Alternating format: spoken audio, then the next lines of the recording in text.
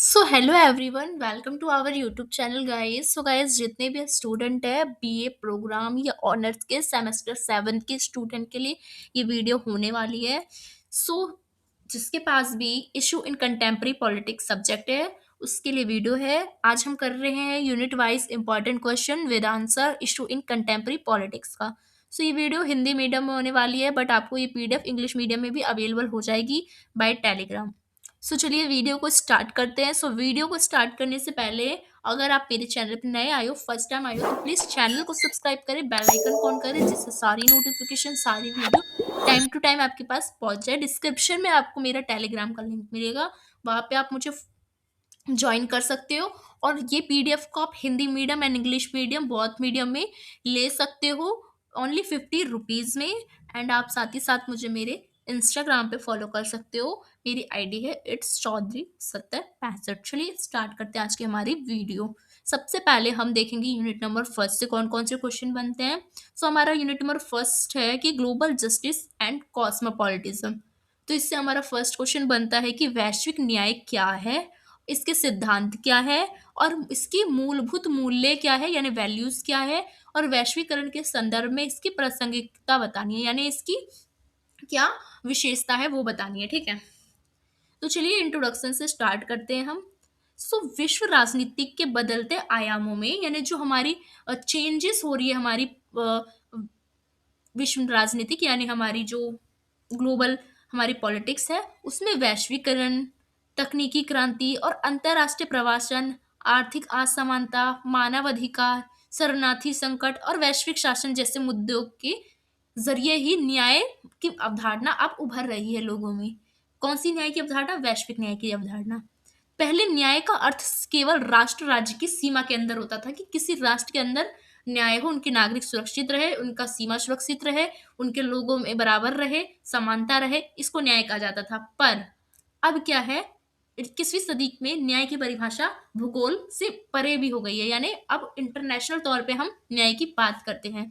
जाति, अर्थव्यवस्था, राष्ट्रीयता और राजनीतिक सीमा से विभाजित नहीं रह गई है, अभी अलग नहीं रह गई है। ठीक है, तो इसी संदर्भ में वैश्विक न्याय की अवधारणा उभर कर सामने आई है, जिसका उद्देश्य यह है कि विश्व के जितने भी लोग हैं ना उन सभी में समान गरिमा हो, अधिकार सबको समान हो, सबको अवसर समान मिले और संसाधन के साथ जीवन वो जी सके, यानी सब में संसाधन का बंटवारा एकदम अच्छे से हो, यानी विकसित देश और विकासशील देशों में। तो ये विचार इस सिद्धांत पर आधारित है कि न्याय केवल राष्ट्रीय स्तर पर नहीं बल्कि वैश्विक स्तर पर होना चाहिए, क्योंकि आज मानव समाज सबसे पहले से कहीं अधिक आपस में जुड़ चुका है। क्योंकि पहले हमारा समाज इतना एक दूसरे से नहीं जुड़ा था, पर आज वैश्वीकरण के जरिए बहुत ज्यादा एक दूसरे पे डिपेंड हो गए, इंटरडिपेंड हो गए। ठीक है, चलिए देखते हैं हम कि वैश्विक न्याय की परिभाषा क्या है। तो वैश्विक न्याय वह नैतिक, राजनीतिक, कानूनी सिद्धांत का समूह है जो कि ये बताता है कि वैश्विक स्तर पर संसाधन जो है, जितने भी हमारे रिसोर्स है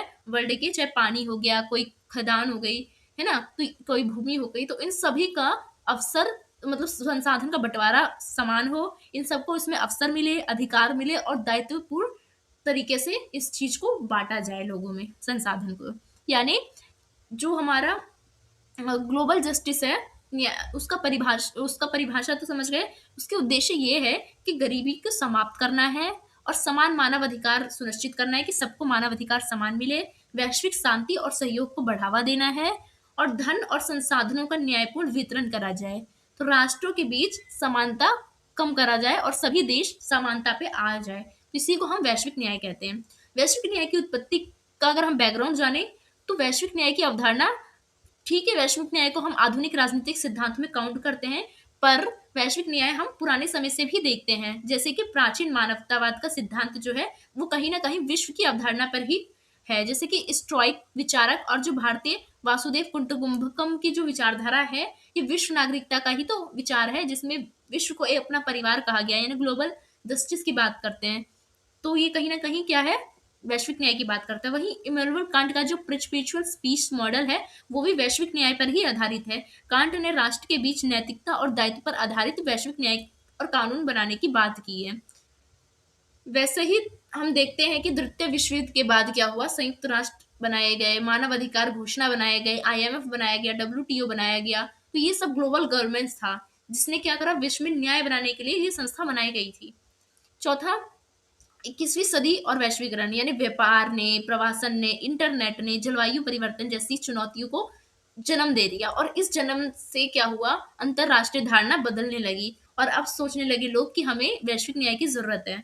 तो वैश्विक न्याय की मूलभूत अगर सिद्धांत की बात करें, तो वैश्विक न्याय में सबसे पहले आ जाती है समानता की बात की जाती है कि सभी मनुष्य के अधिकार समान हो, चाहे वो किसी भी देश, धर्म, नस्ल, जाति, लिंग का हो, पर सबको समानता मिलनी चाहिए विश्व में। दूसरा सिद्धांत है वैश्विक न्याय का कि मानव अधिकार पे ही केंद्रित होता है, यानी जीवन जीने का सभी मानव को अधिकार होना चाहिए कि चाहे वो किसी भी देश, धर्म, जाति के हो। शिक्षा का सबको अधिकार हो, अभिव्यक्ति की स्वतंत्रता सबको हो, सबको भोजन, स्वास्थ्य और घर का अधिकार हो, रहने का अधिकार हो। ठीक है। तो तीसरी अब सिद्धांत है वैश्विक न्याय का कि विश्व वितरण न्याय पे फोकस करता है, यानी विश्व के में जितने भी संसाधन है वो सभी देशों में बराबर बांटे जाए, जिससे कोई भी देश अमीर और गरीब ना बने, यानी अमीर देश और गरीब देश के बीच आर्थिक असमानता ना रहे, और वैश्विक आय और विकास जो है वो बढ़े ज्यादा से ज्यादा। चौथा क्या सिद्धांत है वैश्विक न्याय का कि नैतिक सार्वभौमिकता बनी रहे, यानी नैतिक सीमाओं में, नैतिकता है ना, वो सीमाओं में बंधी ना रह जाए कि नैतिकता तुम अपनी बस सीमा में दिखाओ, हम तो भाई भारतीय लोग की हेल्प करते हैं, हम तो बस अमेरिका है तो हम अमेरिकी लोग की हेल्प करते हैं तो हम मॉरल व्यक्ति हैं। नहीं नहीं, मॉरल वो होता है जो पूरे विश्व के बारे में सोचता है। तो इसलिए कहा जाता है कि बाउंड्री के बाहर आप सोचो। ठीक है। तो वैश्विक जवाबदेही भी वैश्विक न्याय का सिद्धांत है, जिसमें धनी देश और बहुराष्ट्रीय कंपनी का ये कर्तव्य हो जाता है कि वो शोषण के प्रति, प्रदूषण के प्रति और असमानता को कम करने में अपनी भूमिका निभाए, क्योंकि वो विकसित हो रखे हैं, उनका ये फर्ज बनता है। ठीक है। तो वैश्विक न्याय में ये जोड़ा जाता है। तो वैश्विक न्याय के प्रमुख सिद्धांतकार की अगर बात करूं, तो जॉन रॉल्स वैश्विक न्याय के सिद्धांतकार है। इन्होंने कहा है कि लॉस ऑफ पीपल और अंतरराष्ट्रीय न्याय का सिद्धांत दिया है। इन्होंने ये कहा है कि वैश्विक न्याय इसके आधार पर होना चाहिए। पीटर सिंगर कहते हैं कि वैश्विक जो न्याय है वो नैतिकता और मानव के दायित्व पे होना चाहिए। थॉमस पॉगे कहते हैं कि वैश्विक न्याय जो है वो वैश्विक गरीबी को हटाकर होनी चाहिए। अमर्त्य सेन कहते हैं कि क्षमता दृष्टिकोण पे होनी चाहिए। ये सबका अलग अलग दृष्टिकोण है। तो वैश्विक करण और वैश्विक न्याय कैसे एक दूसरे से जुड़े हुए हैं, तो वैश्वीकरण से वैश्विक न्याय की मांग उठी है। जैसे कि पहले तो वैश्वीकरण के सकारात्मक प्रभाव की जाने, तो वैश्वीकरण ने कई राष्ट्रों के बीच पारस्परिकता निर्भर बना दिया है। अब लोग एक दूसरे पे इंटरडिपेंड हो गए हैं देश। वही सूचना, तकनीक और अवसर ज्यादा से ज्यादा लोगों को मिलने लगे हैं, क्योंकि कंपनियां, फैक्ट्रियां एक देश से दूसरे देश में जाने लगी है, जिससे वहां के लोगों को नौकरियां वगैरह मिलने लगी है और तकनीकी की अवसर भी प्रदान हुई है। पर साथ ही साथ क्या है, विश्व में मानव अधिकार आंदोलन और पर्यावरण न्याय मजबूत भी इससे हुआ है। ठीक है। उदाहरण के तौर पे इंटरनेट ने शिक्षा की समान पहुंच हर जगह पहुंचा दी है वैश्वीकरण के जरिए। वैश्विक संस्थाओं ने गरीबी हटाने का कार्य भी किया है, पर इसके कुछ नेगेटिव इम्पैक्ट भी है, यानी नकारात्मक प्रभाव भी है कि धन और शक्ति मुट्ठी भर देशों के हाथ में रह गई है वैश्वीकरण के जरिए। जैसे कि हमारी जो हमारी एलन मस्क की कंपनी है, गूगल है, जैसे ये सारी कंपनी के हाथ में ही पूरी दुनिया रह गई है। ठीक है। छोटे से कह सकते हो मुट्ठी भर देशों में संसाधन का आसमान वितरण हो गया, किसी के पास बहुत ज्यादा पैसा है तो किसी के पास बहुत कम पैसा है। विकासशील देश का शोषण हो रहा है। जो देश विकसित हो रखे हैं वो देश, जो विकासशील देश है और अविकसित देश है, उसका शोषण करते हैं, उनके संसाधनों का यूज करते हैं, उनके श्रमों का यूज करते हैं और उनका उतना बेनिफिट भी नहीं देते, जैसे एक टाइम पे अंग्रेज कर रहे थे ना हमारे साथ उपनिवेश के टाइम, वैसे ही। उदाहरण के तौर पे बहुराष्ट्रीय कंपनी द्वारा श्रम शोषण कराया जाता है। एग्जाम्पल ले सकते हो आप, अभी वैसे ही होता है, पर मैं आपको अंग्रेज की नजरिए से सुनूं। अंग्रेज आए थे, हमारे देश में कंपनियां बैठाई, हमें लूटा, वैसे ही आज भी जो विदेशी कंपनी है वो आ रही है और लूट रही है, पर दिख नहीं रहा। तो अफ्रीका में खनिज संसाधन का संघर्ष इसी कारण चलता रहता है। तो समकालीन चुनौती क्या है वैश्विक न्याय की, कि शरणार्थी संकट सबसे बड़ा चुनौती हो जाता है वैश्विक न्याय की, और दूसरा हो जाता है जलवायु परिवर्तन, तीसरा मुद्दा रहता है जाति संघर्ष का, चौथा मुद्दा रहता है डिजिटल असमानता का। विकसित देशों के पास ज्यादा डिजिटल चीजें हैं और अविकसित के पास नहीं है। राष्ट्रीय सुरक्षा बनाम मानवाधिकार भी आ जाता है। उदाहरण के तौर पे सीरिया शरणार्थी संकट हो गया, यूक्रेन युद्ध हो गया, जलवायु परिवर्तन का पेरिस समझौता हो गया और कोविड-19 टीकाकरण हो गया। ठीक है। तो निष्कर्ष में क्या लिखोगे, वैश्विक न्याय क्या है? वैश्विक न्याय एक इन्वॉल्विंग कॉन्सेप्ट है जो यह संदेश देता है लोगों को कि मनुष्य जो है वो पहले मनुष्य है, बाद में वो किसी देश का नागरिक है। इसलिए मनुष्य को पहले मनुष्य के नजरिए से मनुष्य को देखना चाहिए, ना कि एक देश के नागरिक के नजरिए से। तो दुनिया तेजी से एक दूसरे से जुड़ रही है और ऐसे समय में न्याय जो है उसकी सीमा हम ये नहीं कह सकते कि बस हमारी बाउंड्री यानी हमारे देश के अंतर्गत ही रहनी चाहिए, बल्कि ये देश के बाहर मानव कल्याण, समानता, मानवाधिकार और वैश्विक नैतिक मतलब भविष्य की राजनीति की दिशा में भी होनी चाहिए। इसलिए कहते हैं कि वैश्विक न्याय आज सिर्फ एक वैचारिक सिद्धांत नहीं है, बल्कि ये हमारी विश्व में शांति बनाने का, मानव विकास करने का और अंतरराष्ट्रीय सहयोग बनाने का भी एक जरिया है। तो आई होप आपको ये क्वेश्चन बहुत अच्छे से समझ आया हो तो चलते हैं अब हमारे नेक्स्ट क्वेश्चन पे। हमारा नेक्स्ट क्वेश्चन है क्वेश्चन नंबर 2। तो हमारा क्वेश्चन नंबर 2 है कि कॉस्मोपॉलिटिज्म की अवधारणा को समझाइए और राष्ट्रवाद और विश्व नागरिकता के बीच बहस जो है उसका आलोचनात्मक विश्लेषण कीजिए। कॉस्मोपॉलिटिज्म क्या है और नेशनलिज्म और वर्ल्ड सिटीजनशिप के बीच जो भी डिबेट्स है उसका हमें क्या करना है, क्रिटिकल एनालाइज करना है। ठीक है, तो चलिए हम इसको आंसर करते हैं, इंट्रोडक्शन से स्टार्ट करते हैं। तो मानव इतिहास में पहचान हमेशा एक महत्वपूर्ण विषय रहा है, एक इम्पोर्टेंट सब्जेक्ट रहा है कि हु इज ह्यूमन, यानी व्यक्ति जो है वो कौन है। क्या केवल व्यक्ति अपने परिवार का सदस्य है, या किसी भाषा समूह का हिस्सा है, या किसी धर्म का अनुयायी है, या किसी राष्ट्र का नागरिक है कौन व्यक्ति? इस प्रश्न का उत्तर समय के साथ हमेशा बदलता है कि व्यक्ति है कौन, मानव है कौन। तो जब आधुनिक राष्ट्र राज्य यानी जब मॉडर्न नेशनल स्टेट की बात आई, अवधारणा आई लोगों में, तब व्यक्ति की पहचान का सबसे महत्वपूर्ण स्रोत माना गया कि व्यक्ति कौन होगा। व्यक्ति राष्ट्र से माना जाएगा, यानी जिस राष्ट्र में वो व्यक्ति पैदा होता है उस राष्ट्र का व्यक्ति उसको माना जाएगा। तो इससे राष्ट्रवाद यानी नेशनलिज्म राजनीतिक शक्ति उभरती है। पहचान और निष्ठा का केंद्र आधार उसका राष्ट्र माना जाता है। लेकिन वैश्विक मानवतावादी चिंतन जो है, जो इससे अलग सोचते हैं, जो दार्शनिक विचार हैं, उन्होंने अंतरराष्ट्रीय नैतिकताओं और वैश्वीकरण के प्रभाव के साथ एक नई विचारधारा को जन्म दिया, जो ये कहती है कि मनुष्य केवल एक राष्ट्र का नागरिक नहीं होता, एक सीमा के अंदर बंधा नहीं होता, बल्कि वह विश्व का भी एक नागरिक होता है। यानी आप अपने नेशनल सिटीजन से पहले आप अपने वर्ल्ड के सिटीजन हो, आप दुनिया के एक नागरिक हो। तो इस विचार को कहा जाता है कॉस्मोपॉलिटिज्म। ठीक है, समझ रहे हैं कॉस्मोपॉलिटिज्म क्या होता है? यानी कॉस्मोपॉलिटिज्म मतलब सिंपल सी भाषा, आप किसी देश के नागरिक ना होके आप दुनिया के नागरिक हो सबसे पहले। ठीक है, कॉस्मोपॉलिटिज्म का मूल सिद्धांत है कि मानवता किसी भी भौगोलिक, राजनीतिक, धार्मिक, सांस्कृतिक सीमा से हटकर वह अमीरी गरीबी के अंतर और वैश्विक असमानता, मानव अधिकार, जलवायु परिवर्तन, युद्ध, माइग्रेशन, इन सब की बात करे वो। ठीक है, उसको हम कहते हैं कॉस्मोपॉलिटिज्म।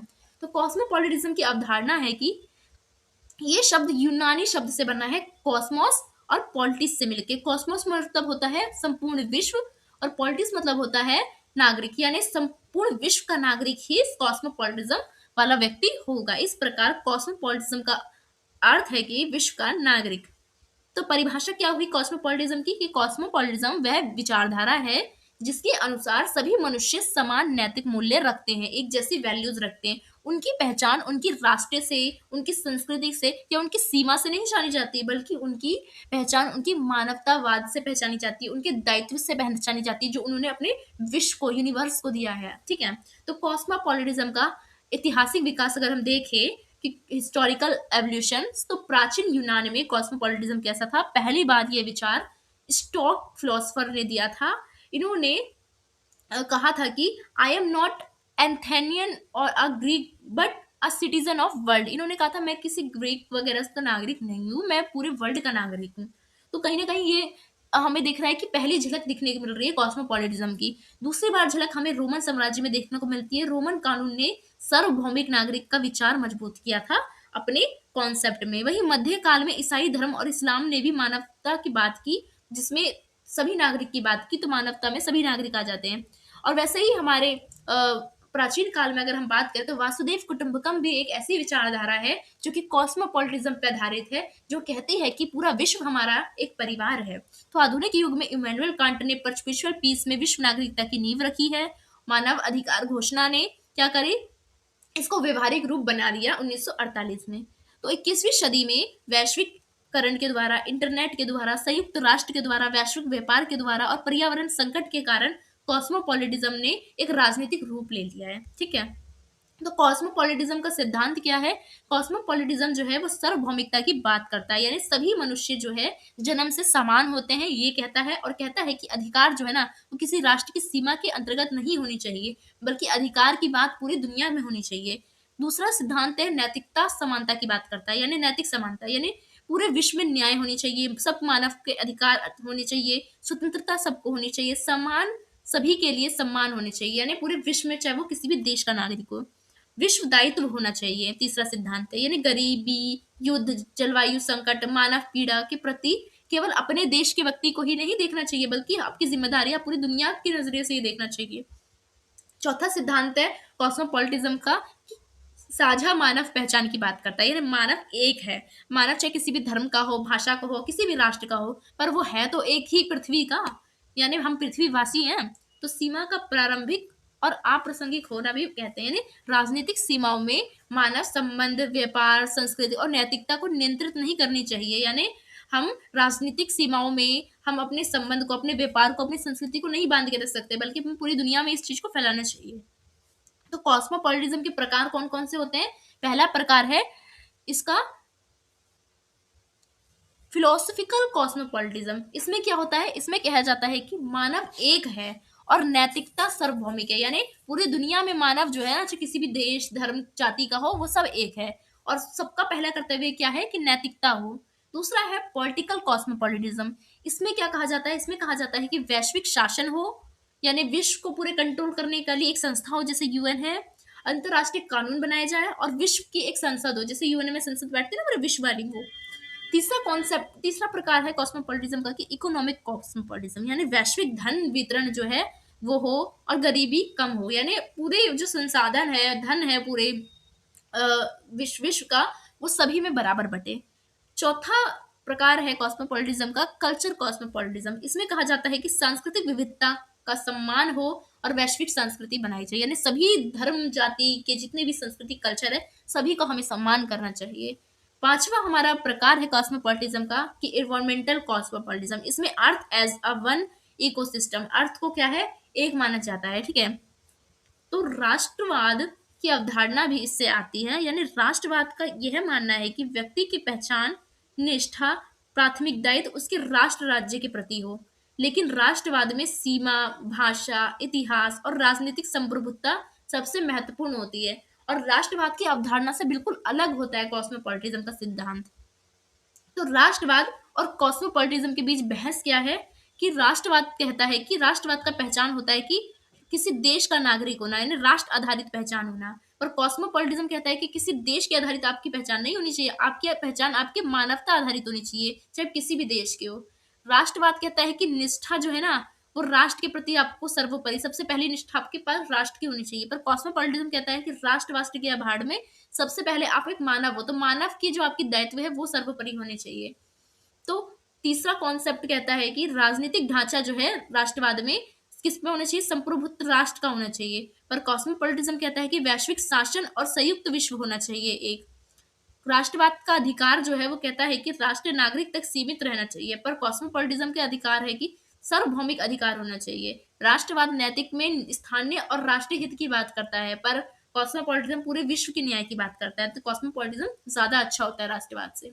तो कॉस्मोपॉलिटिज्म के पक्ष में अगर तर्क बताऊं, तो ये वैश्विक असमानता को कम करने में सहायता करता है, मानव अधिकार संरक्षण को मजबूत करता है, वैश्विक युद्ध और हिंसा जो है उसको रोकने का कार्य करता है, साझा पर्यावरण और आर्थिक समस्याओं को मिल के सुलझाने, उसका समाधान निकालने का प्रयास करता है। कॉस्मोपॉलिटिज्म की आलोचना करें तो ये अव्यवहारिक और आदर्शवादी है, यानी इतना आदर्शवादी है। और क्योंकि प्रैक्टिकल तौर पे हम ये नहीं कह सकते कि लोग अपने राष्ट्र से ज्यादा किसी और राष्ट्र के व्यक्ति के प्रति जिम्मेदार हो। लोग अपने देश को आजकल ज्यादा देखते हैं। राष्ट्रीय सुरक्षा कमजोर हो सकती है इससे, सांस्कृतिक पहचान मिट सकती है इससे। तो वैसे ही राष्ट्रवाद की भी लोग आलोचना करते हैं कि राष्ट्रवाद युद्ध और हिंसा की जड़ बन सकता है, क्योंकि जब एक देश अपने देश से इतना प्रेम करने लगता है कि दूसरे देश से घृणा करने लगता है वो, तो विदेशियों के प्रति क्या है? विभाजन बढ़ जाता है। मानवता की साझी समस्या फिर एक दूसरे से हल नहीं कर पाते वो मिलके। तो वैश्वीकरण और विश्व नागरिकता ने क्या करा है? इंटरनेट के माध्यम से कहीं ना कहीं इसको व्यवहारिक बनाया है कॉस्मोपॉलिटिज्म को। अंतर्राष्ट्रीय संगठन एक वैश्वीकरण के द्वारा राजनीतिक संचार बना रहा है। बहुराष्ट्रीय कंपनियां भी क्या कर रही हैं? कहीं ना कहीं विश्व नागरिकता बना रही है। निष्कर्ष में लिखोगे कि राष्ट्रवाद और कॉस्मोपॉलिटिज्म के बीच संघर्ष केवल राजनीतिक सिद्धांत का नहीं है, बल्कि मानव के भविष्य का भी ये प्रश्न है। आज विश्व में ऐसी समस्या का सामना विश्व कर रहा है जो कि किसी एक राष्ट्र द्वारा हल किया ही नहीं जा सकता। जलवायु परिवर्तन, युद्ध, महामारी, गरीबी, आर्थिक विफलता, ये ऐसी समस्याएं हैं जिसे मिलके संतुलित मॉडल के आधार पे कर सुलझाना होगा। राष्ट्र की पहचान बनी रहे, लेकिन मानवता के प्रति जो मानव का उत्तरदायित्व है वो भी निभाना वो जरूरी है। तो इसी संतुलन को आधुनिक विद्वान कहते हैं कि रिस्पॉन्सिबल कॉस्मोपॉलिटिज्म नेशनलिज्म होना चाहिए, जिसमें कॉस्मोपॉलिटिज्म और नेशनलिज्म दोनों का मिश्रण होना चाहिए। आई होप आपको ये समझ आया हो। चलते हैं हमारे नेक्स्ट क्वेश्चन पे। हमारा नेक्स्ट क्वेश्चन बनता है यूनिट नंबर 2 से। हमारा यूनिट नंबर 2 है social exclusion, inclusion, empowerment and feminist politics.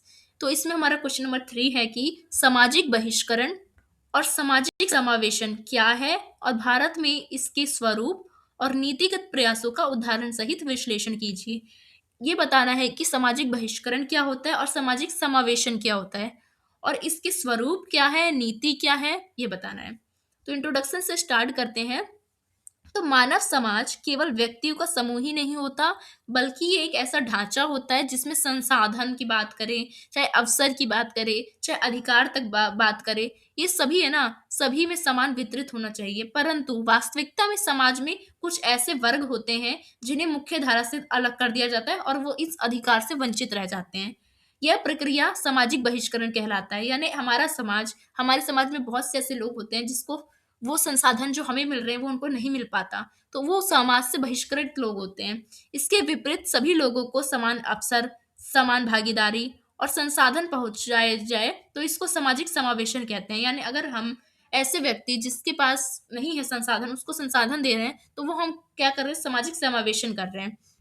ये संसाधन जैसे विविध बहुजातियां, बहुधार्मिक, सांस्कृतिक, देश में बहिष्करण, समावेशन के कारण ये होता है। यानी जाति, वर्ग, धर्म, लिंग, विकलांगता, भाषा, क्षेत्र, इन सब के आधार पर समुदाय को लंबे समय तक शिक्षा से, रोजगार से, राजनीतिक से, भागीदारी से हटा दिया गया था, दूर कर दिया गया था। तो आधुनिक नीतियों द्वारा, संविधान द्वारा, कल्याणकारी राज्य की अवधारणा द्वारा अब क्या कर रही है, राज्य इनको समावेशन कर रही है, इनका यानी सामाजिक समावेशन कर रही है। पहले क्या करा गया था, जाति के नाम पे, जैसे कि हमारे एसटी ओबीसी वाले जो लोग थे, उनको क्या करा गया था, निम्न जाति कह के बहिष्कृत किया गया था समाज से। उनको शिक्षा नहीं दी जाती थी, नौकरियां नहीं दी जाती थी, राजनीतिक में भागीदारी नहीं थी। बाद में जब संविधान बना तो इनका समावेशन किया गया सामाजिक, जिसके द्वारा सामाजिक समावेशन के द्वारा, आरक्षण द्वारा इनको नौकरी में इनको अधिकार दिया गया, शिक्षा में आरक्षण दिया गया और इनकी भागीदारी बढ़ाई गई।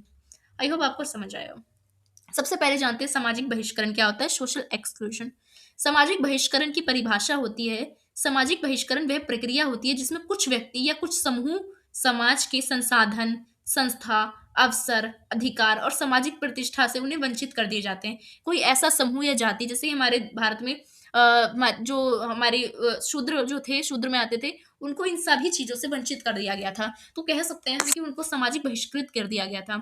सरल शब्दों में कहे तो जब समाज के किसी समूह को मुख्य धारा में शामिल ना करते हुए उससे दूरी बनाया जाता है, उससे भेदभाव करा जाता है, तो उसी चीज को हम सामाजिक बहिष्करण कहते हैं। ठीक है। सामाजिक बहिष्करण की मुख्य विशेषता क्या है, इसकी संरचना कैसी है, ये सिर्फ व्यक्ति की समस्या नहीं है, बल्कि ये समाज ढांचा भी बनाता है। क्योंकि समाज, जैसे कि हमारा भारतीय समाज कैसा था, पहले ब्राह्मण, क्षत्रिय, वैश्य, शूद्र, तो इसमें भी क्या है, जैसे कि जो शूद्र है उसको सामाजिक बहिष्कृत उसका किया गया था। वैसे ही अगर हम वर्ल्ड लेवल पे देखें, तो वर्ल्ड लेवल पे भी जैसे कि जो काले लोग थे या जो अविकसित देश के लोग थे, उनको इस चीज से वंचित करा गया। अनेक रूपों में मौजूद की बात करें तो आर्थिक, राजनीतिक, सांस्कृतिक और सामाजिक रूप, हर जगह ये असमानता देखने को मिलती है।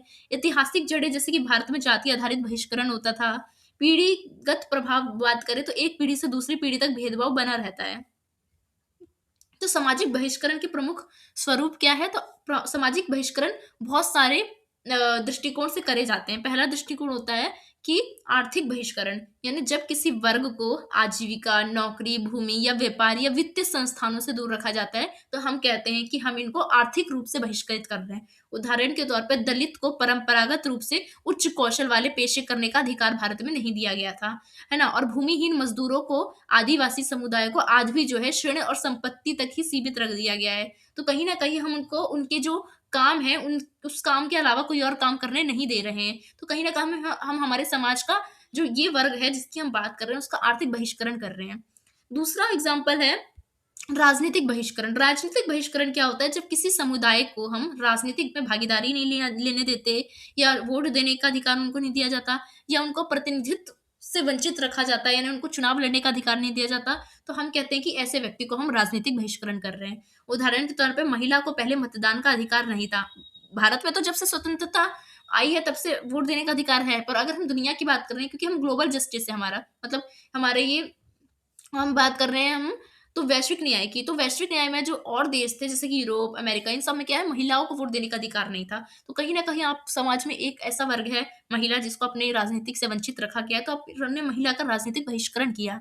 आदिवासी और अनुसूचित जाति, जनजाति की राजनीतिक भागीदारी बहुत कम थी भारत में, यानी उनको ज़्यादा से ज़्यादा चुनाव लड़ने नहीं दिया जाता था। पहले ये भागीदारी कम थी। आरक्षण द्वारा इनकी भूमिका को बढ़ाया गया। तो बाद में समावेशन किया, पर पहले तो राजनीतिक बहिष्करण था ना भारत में। तो तीसरा क्या है? सामाजिक सांस्कृतिक बहिष्करण, यानी जब जाति के नाम पे, धर्म के नाम पे, भाषा के नाम पे, लिंग के नाम पे, या भोजन के नाम पे, या परंपरा के आधार पर जब हम किसी समुदाय को सामाजिक संपर्क या प्रतिष्ठा से दूर रखे जाते हैं, तो हम कहते हैं कि हम सामाजिक सांस्कृतिक बहिष्करण कर रहे हैं।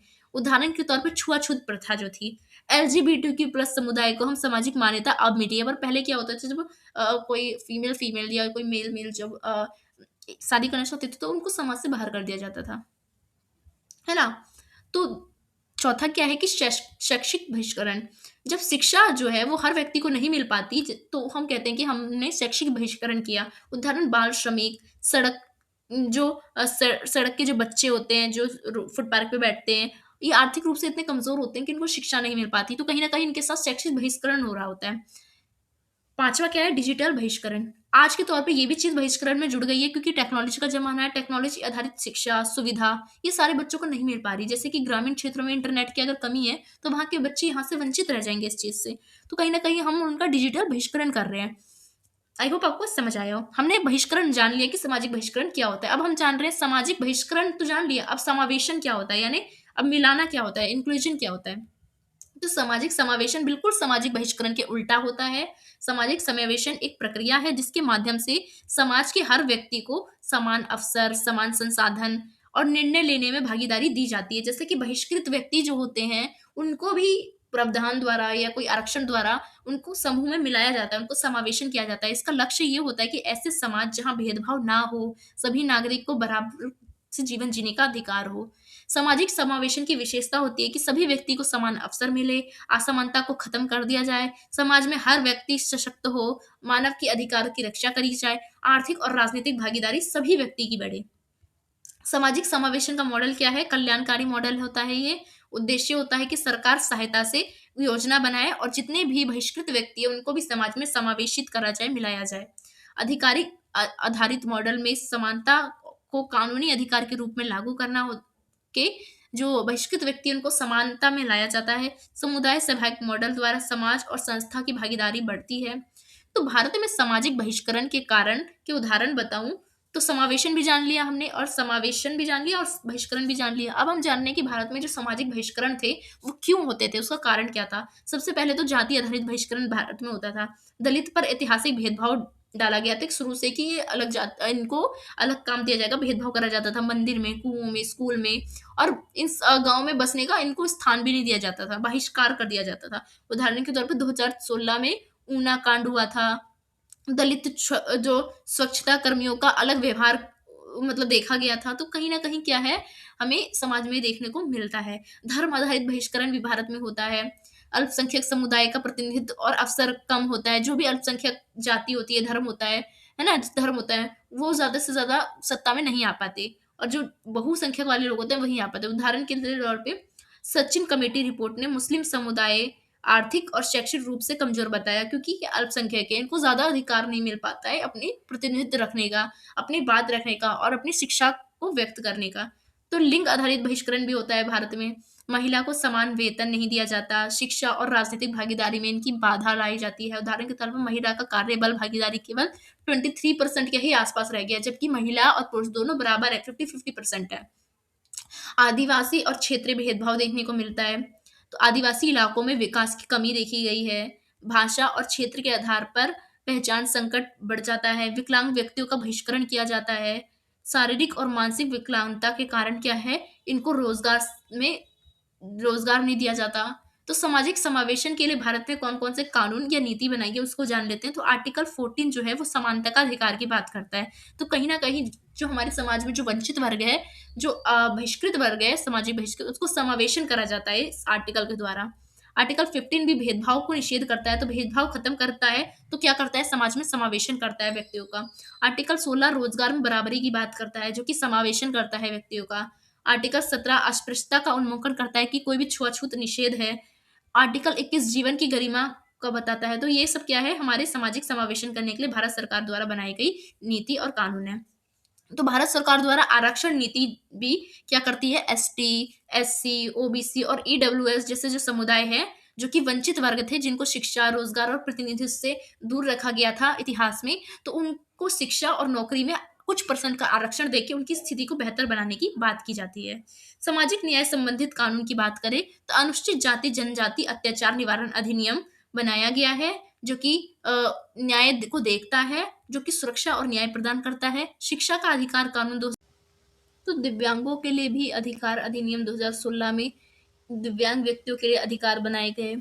सरकारी योजना जैसे कि मनरेगा, बेटी बचाओ बेटी पढ़ाओ, प्रधानमंत्री जन धन योजना, वन अधिकार अधिनियम, ये सब समाज में वंचित वर्गों का समावेशन करते हैं। तो वर्तमान चुनौती भी है जो कि समावेशन और बहिष्करण में आती है, कि सामाजिक मानसिकता में परिवर्तन आज भी नहीं हो पाया है। लोग आज भी परंपरा धर्म के आधार पे क्या करते हैं, ऊंच नीच भेदभाव बनाते रखते हैं।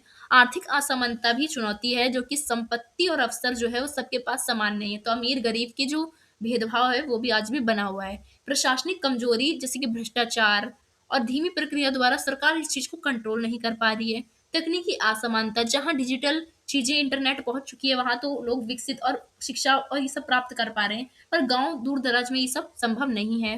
तो सामाजिक बहिष्करण केवल अवसरों की कमी नहीं है, बल्कि सम्मान गरिमा की भी बात है। तो सामाजिक समावेशन एक निरंतर प्रक्रिया है, जिसका उद्देश्य है कि ऐसा समाज बनाया जाए जहां जाति, धर्म, लिंग, भाषा, अर्थव्यवस्था के आधार पे किसी को भी वंचित ना रखा जाए। तो भारत ने संविधान के द्वारा, नीति के द्वारा, योजना के माध्यम से बहुत सारे महत्वपूर्ण कदम उठाए हैं, जिसके द्वारा संभव बनाने का प्रयास किया है। पर वास्तविक बदलाव तभी आएगा जब समाज के हर व्यक्ति, सरकार, सभी मिलके साथ में न्याय और मानव गरिमा आधारित वातावरण को बनाएंगे और अपनी जिम्मेदारी को समझेंगे और सरकार के साथ मिलके लोकतांत्रिक, मानवीय और नैतिक जिम्मेदारी निभाएंगे। आई होप आपको ये समझ आए हो। नेक्स्ट क्वेश्चन है हमारा, राजनीतिक सशक्तिकरण की अवधारणा को समझाइए। भारत में कमजोर वर्गों के सशक्तिकरण की नीतियां, परिणाम और चुनौती का विश्लेषण कीजिए। तो इंट्रोडक्शन से स्टार्ट करते हैं। तो राज्य की लोकतांत्रिक संरचना में नागरिक की सक्रिय भागीदारी बहुत ज्यादा जरूरी हो जाती है, क्योंकि सक्रिय भागीदारी से ही लोकतंत्र चलता है। राजनीतिक अधिकार, निर्णय प्रक्रिया में भागीदारी, चुनाव लड़ने की स्वतंत्रता, राजनीतिक में प्रतिनिधित्व होना, प्रशासनिक संस्थाओं का तक सम्मान पहुंच, तो ये सभी से मिलकर एक सशक्त राजनीतिक बनता है और उसकी नींव पड़ती है। तो राजनीतिक सशक्तिकरण केवल सत्ता तक नहीं होती है, बल्कि ये सुनिश्चित करता है कि समाज में जो हर व्यक्ति है उसके निर्णय को सुना जा रहा हो, यानी निर्णय लेने की शक्ति, प्रतिनिधित्व के अवसर, समान राजनीतिक में अधिकार और नीति निर्माण में भागीदारी सबकी हो। तो भारत जैसे सामाजिक सांस्कृतिक विविधता वाले देश में क्या है, महिला, दलित, अनुसूचित जाति, जनजाति, अल्पसंख्यक, विकलांग व्यक्ति, आर्थिक रूप से पिछड़े व्यक्ति, ये राजनीतिक से लंबे समय तक इनको दूर रखा गया है। इसलिए उन्हें समान अवसर और प्रतिनिधित्व दिलाने के लिए नीतियां और कार्यक्रम और संविधान में कुछ प्रावधान दिया गया है, जिससे उनकी स्थिति को बेहतर बनाया गया। ठीक है, उसको हम जानते हैं। तो राजनीतिक सशक्तिकरण की क्या अवधारणा है? राजनीतिक सशक्तिकरण की परिभाषा ये है कि राजनीतिक सशक्तिकरण एक प्रक्रिया होती है, जिसमें क्या करा जाता है, समाज के नागरिक को, विशेषकर जो कि कमजोर वर्ग होते हैं और हाशिए पे जो वर्ग होते हैं, जैसे कि महिला, दलित, पिछड़े वर्ग और जो कमजोर ईडब्ल्यूएस में आते हैं, ऐसे लोगों को राजनीतिक निर्णय प्रक्रिया में भागीदारी दिलाए और उनका प्रतिनिधित्व को बढ़ाया जाए। इसको हम राजनीतिक सशक्तिकरण कहते हैं।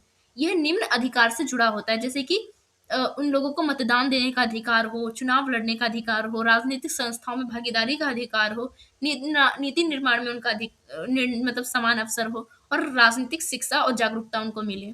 तो राजनीतिक सशक्तिकरण का क्या उद्देश्य होता है? समानता स्थापित करना होता है, मीन्स सभी नागरिक को समान राजनीतिक अधिकार मिले। दूसरा उद्देश्य होता है प्रतिनिधित्व को बढ़ाना, यानी कमजोर वर्ग जो है जैसे कि महिला, दलित, आदिवासी, इन सब की आवाज जो है ना वो सत्ता तक पहुंच सके। सामाजिक न्याय बनाया जाए, यानी ऐतिहासिक रूप से जो वंचित वर्ग है उनको समाज में न्याय नहीं मिला था, उनसे अछूत होता कहा जाता था उन्हें, उनको समाज में सम्मान मिले। लोकतंत्र को मजबूत करना, यानी विविध आधारित संस्थान बनने से क्या होगी, लोकतंत्र मजबूत होगा। राजनीतिक सशक्तिकरण के प्रमुख तत्व कौन-कौन से होते हैं कि राजनीतिक में जागरूकता हो सबकी, भागीदारी सबकी हो, नेतृत्व सबका हो, नीतिगत सुरक्षा और आरक्षण सरकार द्वारा दिया गया हो, शैक्षिक और संगठनात्मक कौशल विकास करा जा रहा हो, राजनीतिक संस्थाओं सभी व्यक्तियों तक पहुंचाओ, चाहे वो दलित हो, महिला हो, आदिवासी हो, कोई भी व्यक्ति हो। तो भारत में राजनीतिक सशक्तिकरण के संविधान में प्रावधान दिए गए हैं जिसके द्वारा कुछ वर्गों का ऊंचे में लाने के लिए बात की गई है, जैसे कि आर्टिकल 14 समानता का अधिकार बात करता है कि सभी व्यक्ति को समान अधिकार होगा। आर्टिकल 15 भेदभाव को निषेध करता है। आर्टिकल 16 रोजगार में सभी को समानता की बात करता है। आर्टिकल 17 छुआछूत को खत्म करने की बात करता है। आर्टिकल 325 326 सार्वभौम व्यवसम अधिकार, यानी सभी व्यक्ति चाहे महिला, दलित कोई भी हो, वोट देने का अधिकार उसको देता है। अनुच्छेद 330 में 342 में एसटी ओबीसी के लिए विशेष प्रावधान यानी आरक्षण दिया गया है, जिसके माध्यम से उनको रोजगार में, प्रतिनिधित्व में और व्यवसाय में उनको कुछ परसेंट की छूट मिलती है। ठीक है। तो भारत में कमजोर वर्ग और राजनीतिक सशक्तिकरण उनका कैसे करा गया, तो महिला का बात करें सबसे पहले तो महिला के लिए नीतियां बनाई गई। पंचायती राज में 33% आरक्षण दिया गया 73वें और 74वें संशोधन द्वारा, जिससे महिलाओं की राजनीतिक में भागीदारी को बढ़ाया गया। महिला आरक्षण विधायक बनाया गया 2023 में, जिसमें संसद और विधानसभा में भी 33% आरक्षण मिला किसको, महिला को, कि महिला की राजनीति में ज्यादा भागीदारी बढ़े इसलिए। सेल्फ हेल्प ग्रुप बनाया गया, वुमेन लीडरशिप प्रोग्राम, इसके द्वारा भी महिलाओं को सशक्त करने का कार्यक्रम किया गया। परिणाम ये हुआ कि आज भारत में 15 लाख से अधिक महिला प्रतिनिधित्व चुन गई हैं, यानी हम देख रहे हैं कि आज भारत में 15 लाख महिला कहीं ना कहीं नेता के रूप में या प्रतिनिधित्व के रूप में है। महिला की राजनीतिक भागीदारी इससे बढ़ी है। चुनौती भी आई है कि पितृसत्तात्मक नियंत्रण अभी भी समाज में बना हुआ है। सरपंच पति संस्कृति चल रही है, मीन्स पंचायती राज में 33% आरक्षण महिला को दिया है ना, तो महिला को बिठा तो दिया जाता है सरपंच पे कि वो जीत जाएगी क्योंकि आरक्षण है इसको 33%, पर उसका राज है ना वो महिला नहीं, उसका पति पीछे से कर रहा होता है। आपने महारानी फिल्म देखी, सीरीज देखी है, जियो सिनेमा पे आती है, आप देखिएगा। वो कहीं ना कहीं उसका पार्ट फर्स्ट है ना इसी पे है कि वो जो है लालच में सत्ता के उसका पति उसको क्या करता है, बिठाता है, बट वो पीछे से कौन, उसका पति चला रहा होता है, क्योंकि महिला अनपढ़ होती है, उसको आता नहीं चलाना, क्योंकि महिला को कभी पढ़ने का अधिकार ही नहीं दिया, इसलिए तो अनपढ़ है। अगर पढ़ने का अधिकार दिया तो वो अकेले भी चला सकती थी। तो बाद में आप ये मूवी देखोगे ना तो आपको समझ आएगा। तो आर्थिक निर्भरता, यानी महिला की आर्थिक निर्भरता के कारण भी कहीं ना कहीं ये चुनौती आती है कि वो सशक्त नहीं हो पाती, कम राजनीतिक अनुभव उनको, क्योंकि उनको शिक्षा नहीं दी गई। शिक्षा दी जाती तो उनको भी क्योंकि मानव है, जैसे पुरुष सीखते हैं उनके पास भी इतनी समझ होती, पर क्या पुरुषों का अधिकार, बाहर जाने का अधिकार, ये सब दिया तो वो समाज को समझ जाते हैं। अब जिसको जाने नहीं दिया जाएगा तो वो समाज को कैसे समझेगा। तो अनुसूचित जाति और अनुसूचित जनजाति की अगर बात करें, उनको कैसे उत्थान किया गया, तो उनके लिए भी नीति बनाई गई। संसद और राज्य विधानसभा में इनमें आरक्षण दिया गया 333 और 32 के तहत कि विधानसभा और संसद में इनको 33% का आरक्षण होगा। ठीक है, जिसके माध्यम से ज्यादा जो एसटी और एसटी है इनका संविधान में सीट बढ़ाया जाए, यानी पंचायत और नगर पालिका में भी इनको आरक्षण दिया गया है। एससी एसटी अत्याचार निवारण अधिनियम भी बनाया गया है कि कोई भी इनके साथ भेदभाव नहीं कर सकता। इसका ये परिणाम हुआ कि राजनीतिक प्रतिनिधित्व में एसटी ओबीसी जो पिछड़े वर्ग थे उनका भूमिका बढ़ी, इनकी आवाज भी राजनीतिक में अब दिखने लगी। पर इनके भी चुनौती ये थी कि प्रतीकात्मक प्रतिनिधित्व इनमें भी नहीं मिल पाता था। सामाजिक भेदभाव राजनीति में अभी भी जारी है, जाति आधारित राजनीति होती है। आर्थिक और शैक्षणिक बाधाएं इनके लिए अभी भी बंधी हुई है, कहीं ना कहीं गांव में देखोगे तो। वैसे ही अन्य पिछड़ा वर्ग ओबीसी के लिए भी क्या करा गया और नीतियां बनाई गई, जैसे कि मंडल कमीशन की सिफारिश लागू हुई। उसके बाद पंचायतों में ओबीसी आरक्षण दिया गया, जिससे ओबीसी की संख्या को बढ़ाया गया। राजनीतिक में परिणाम ये हुआ कि स्थानीय शासन में ओबीसी नेतृत्व तो बढ़ गया, पर राजनीतिक जागरूकता भी इससे बढ़ी। पर चुनौती इसकी ये थी कि अंतरराष्ट्रीय विषमता बन गई और सीमित राष्ट्रीय प्रतिनिधित्व इसमें होने लगा। तो अल्पसंख्यक समुदाय का भी उत्थान करने के लिए क्या बनाया गया, नीति बनाई गई। रंगनाथ मिश्रा आयोग बनाया गया, अल्पसंख्यक आयोग बनाया गया, शिक्षा एवं नेतृत्व विकास योजना बनाई गई, जिसके द्वारा जो अल्पसंख्यक समुदाय है उनका उत्थान करा गया। परिणाम ये हुआ कि राजनीतिक जागरूकता और इनका संगठन निर्माण हुआ। पर चुनौती भी थी कि कम राजनीतिक प्रतिनिधित्व इनका आज भी है समाज में।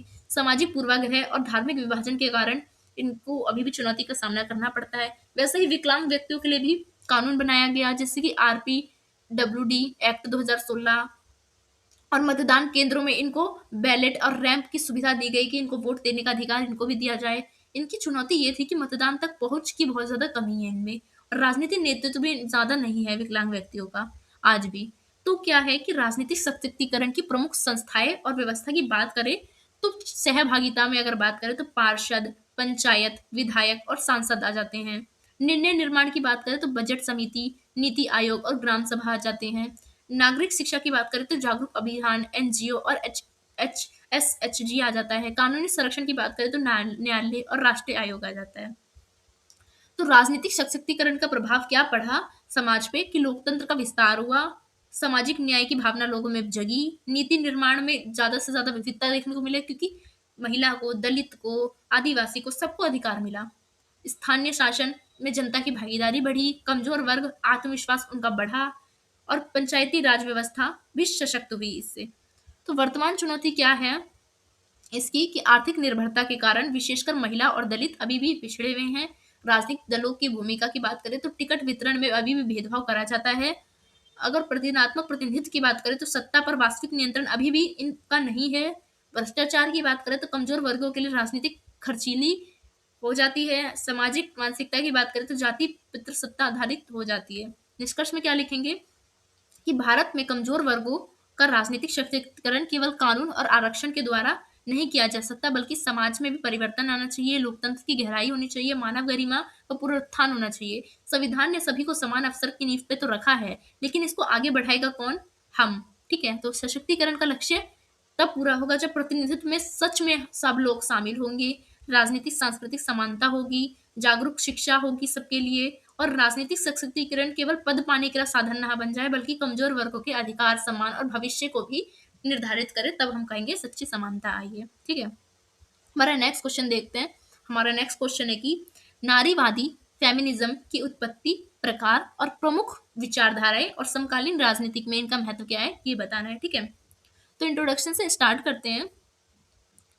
तो नारीवादी फेमिनिज्म एक सामाजिक, राजनीतिक और वैचारिक आंदोलन है जिसका उद्देश्य था कि पुरुषों और महिलाओं के बीच समानता को स्थापित करना। ये केवल महिलाओं के अधिकार की बात नहीं करता, बल्कि जो पितृसत्तात्मक समाज है उसको भी चुनौती देता है। ऐतिहासिक रूप से जब हम देखते हैं, अधिकांश समाज में महिला को पुरुष की तुलना में कम स्थान दिया गया है, चाहे शिक्षा की बात करें, संपत्ति की बात करें, राजनीतिक प्रतिनिधित्व की बात करें, समाज पर नियंत्रण की बात करें, महिला को हमेशा नीचा रखा गया है। तो नारीवादी इसी असमानता के विरुद्ध संघर्ष करती है, और ये महिला को कानूनी अधिकार, राजनीतिक में प्रतिनिधित्व और आर्थिक स्वतंत्रता और शारीरिक स्वतंत्रता और सांस्कृतिक पहचान दिलाने। तो नारीवादी की अगर उत्पत्ति जाने तो इनकी 3 स्टेज माने जाते हैं। पहला स्टेज माना जाता है 19वीं से 20वीं सेंचुरी का, 19वीं से 20वीं शताब्दी का। इसमें उद्देश्य ये होता है कि मताधिकार, संपत्ति में अधिकार और विवाह और कानून में महिलाओं को बराबर का अधिकार मिले। इनमें जो प्रमुख प्रमुख विचारक थी वो थी Mary Wollstonecraft, Harry Taylor, Susan B Anthony और हेमिली पेंस्टर्ड। दूसरी जो वेव्स होती है, दूसरी जो तरंग आती है महिलावादी की यानी नारीवादी की, वो 1960 से 1980 के दशक में देखने को मिलती है। इसमें जो मुद्दे उठाए जाते हैं वो समान वेतन की बात की जाती है कि महिला पुरुष को समान वेतन दिया जाए, घरेलू श्रम को मान्यता दी जाए, महिला की प्रजनन प्राधिकार दिया जाए जब उनको प्रेग्नेंट होती है, तो और सेक्सिज्म और सांस्कृतिक भेदभाव उनसे ना करा जाए। प्रमुख विचारक इसमें थी बेटी फाइडेंस, जिन्होंने द फेमिनिस्ट मिस्ट्रिक्यू में लिखी है ये बातें, सिमोन द बोवर जिन्होंने द सेकंड सेक्स लिखा है। ये चरण महिलाओं के सामाजिक और सांस्कृतिक अधिकार पे बात करती थी। तीसरी वेव आती है, तीसरा तरंग आता है महिला आंदोलन का 1990 से 2010 तक में। इसमें जो मुख्य मुख्य विशेषता उठाई जाती है वो विविधता, पहचान और जाति, वर्ग, लिंग में समानता हो, इस बात पे। ठीक है, इसमें मुख्य आवाजें होती हैं, मुख्य जो विचारक होती है, किम्बरले क्रैशर, बुथीज बटलर और हुक्स होती हैं। ठीक है, चौथी वेव आती है 2010 के बाद, जो कि डिजिटल सक्रियता महिलाओं की बढ़ाने की बात की जाती है, जैसे कि मीटू, हैशटैग टाइम्स अप, इसके द्वारा महिलाओं को सशक्त बनाया गया। साइबर सेक्सिज्म के खिलाफ संघर्ष, एलजीबीटी अधिकार, इन सब ने नारीवाद को अब आधुनिक तकनीक और सोशल मीडिया और वैश्विक मानव अधिकार से जोड़ दिया गया। तो नारीवादी जो है उसके प्रकार की अगर हम बात करें तो नारीवादी का पहला प्रकार होता है उदारवादी नारीवाद। इसमें समान अधिकार पर आधारित होता है ये, सबको समान अधिकार मिले। इसका उद्देश्य होता है कि शिक्षा में, रोजगार में, राजनीतिक में महिलाओं की भागीदारी हो। इसका नारा है कि समानता से स्वतंत्रता। दूसरा नारीवादी का प्रकार है मार्क्सवादी नारीवाद। इसमें महिलाओं के शोषण जो कि पूंजीवाद से जुड़ी है उसकी बात की जाती है, जिसमें महिला को घरेलू उत्पाद श्रम की मान्यता पर जोर दिया जाता है कि जो वो घर में काम करती है उसको भी मान्यता मिले, उसके भी उसको पैसे मिले। महिला को आर्थिक रूप से स्वतंत्र बनाने की बात की जाती है। तीसरा जो प्रकार है नारीवाद का वो है समाजवादी नारीवाद। इसमें पितृसत्ता प्लस पूंजीवाद दोनों के पीड़न को उठाया जाता है और दोनों को मतलब इनकी विरोध किया जाता है। महिला की आर्थिक और सांस्कृतिक मुक्ति की बात की जाती है। चौथा नारीवाद का प्रकार है रेडिकल नारीवाद। इसमें पितृसत्ता को समाज की मूल समस्या माना गया है कि पितृसत्ता ने ही सबसे ज्यादा महिलाओं पर अत्याचार किया है। विवाह हो, परिवार हो, लैंगिक संरचना, इन सब की आलोचना करते हैं। शरीर पर नियंत्रण, माई बॉडी माई चॉइस होना चाहिए। तो पांचवा प्रकार है नारीवाद का सांस्कृतिक नारीवाद। इसमें महिला की विशिष्ट भावनात्मक और सांस्कृतिक पहचान का समर्थन किया जाता है। मातृत्व, देखभाल, सहानुभूति, ये सब उनको मिलनी चाहिए। छठा नारीवाद का प्रकार है पोस्ट मॉडर्न और इंटर सेक्शनिस्ट नारीवाद। इसमें क्या है, जाति, वर्ग, धर्म, रंग, अब लैंगिकता सभी को एक साथ समझा जाना चाहिए। और क्रिबल क्रैशा इनकी अवधारणा में नारीवाद में इन सब चीजों को भी जोड़ती है। सातवां नारीवाद का प्रकार है इको फेमिनिज्म, जिसमें प्राकृतिक और महिला दोनों का शोषण एक जैसी करा गया है। बात करते हैं, कहते हैं कि समाज ने दो चीजों का बहुत ज्यादा शोषण किया है, एक है प्राकृतिक, दूसरी है महिला। तो पर्यावरण, अधिकार और महिला इन दोनों का नेतृत्व करता है ये। प्रमुख विचारधारा और सिद्धांत की बात करें तो अस्तित्व नारीवादी में सिमोन द बाओर, इन्होंने कहा है कि महिला पैदा नहीं होती बल्कि महिला बनाई जाती है। मतलब महिला मतलब बनाई जाती है, मतलब जो अधीन वाली महिला है उसकी बात करती है। समाजशास्त्री नारीवाद कहते हैं कि लिंग का एक समाज पे नियंत्रण होता है, जैसे कि पुरुषों का। मनोवैज्ञानिक नारीवाद कहते हैं कि फ्राइड और लाकन इनकी आलोचना करते हैं। भाषिक नारीवाद भाषा में पुरुषों का प्रभुत्व बताते हैं। तो समकालीन राजनीति में नारीवाद का महत्व ये है कि राजनीतिक प्रतिनिधित्व इनका क्या है, होना चाहिए। संसद और विधायिका में महिलाओं को आरक्षण दिया गया। पंचायती राज में 33 से 50% महिला प्रतिनिधित्व करा गया, 33% आरक्षण से। भारत में 15 लाख से अधिक महिला अब स्थानीय शासन में सक्रिय है। कानून निर्माण पर प्रभाव डाला गया।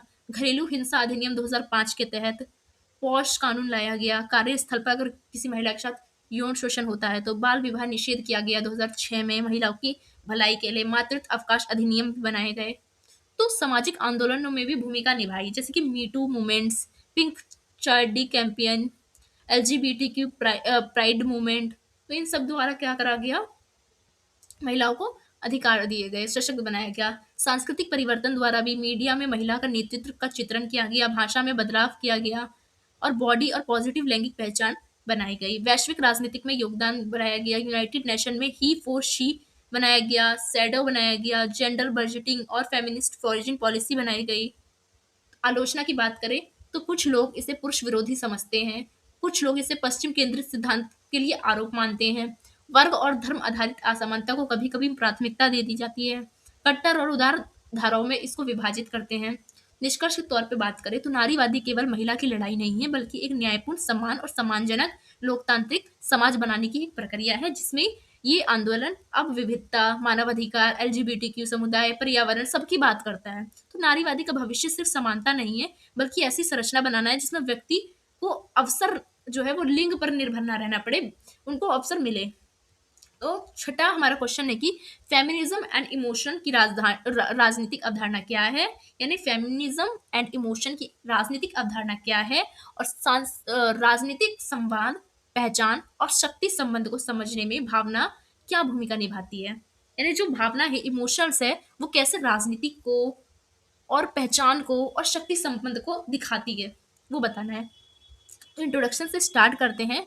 तो पारंपरिक राजनीति को हमेशा एक जैसा माना गया है, जिसमें तर्क दिया गया, निर्णय क्षमता और कानून और सत्ता सभी विचारों एक विचार से संतुलित होती है। इस दृष्टिकोण में भावना को निजी, व्यक्ति और अप्रासंगिक मान के बाहर रखा गया, मीन्स महिला को बाहर रखा गया।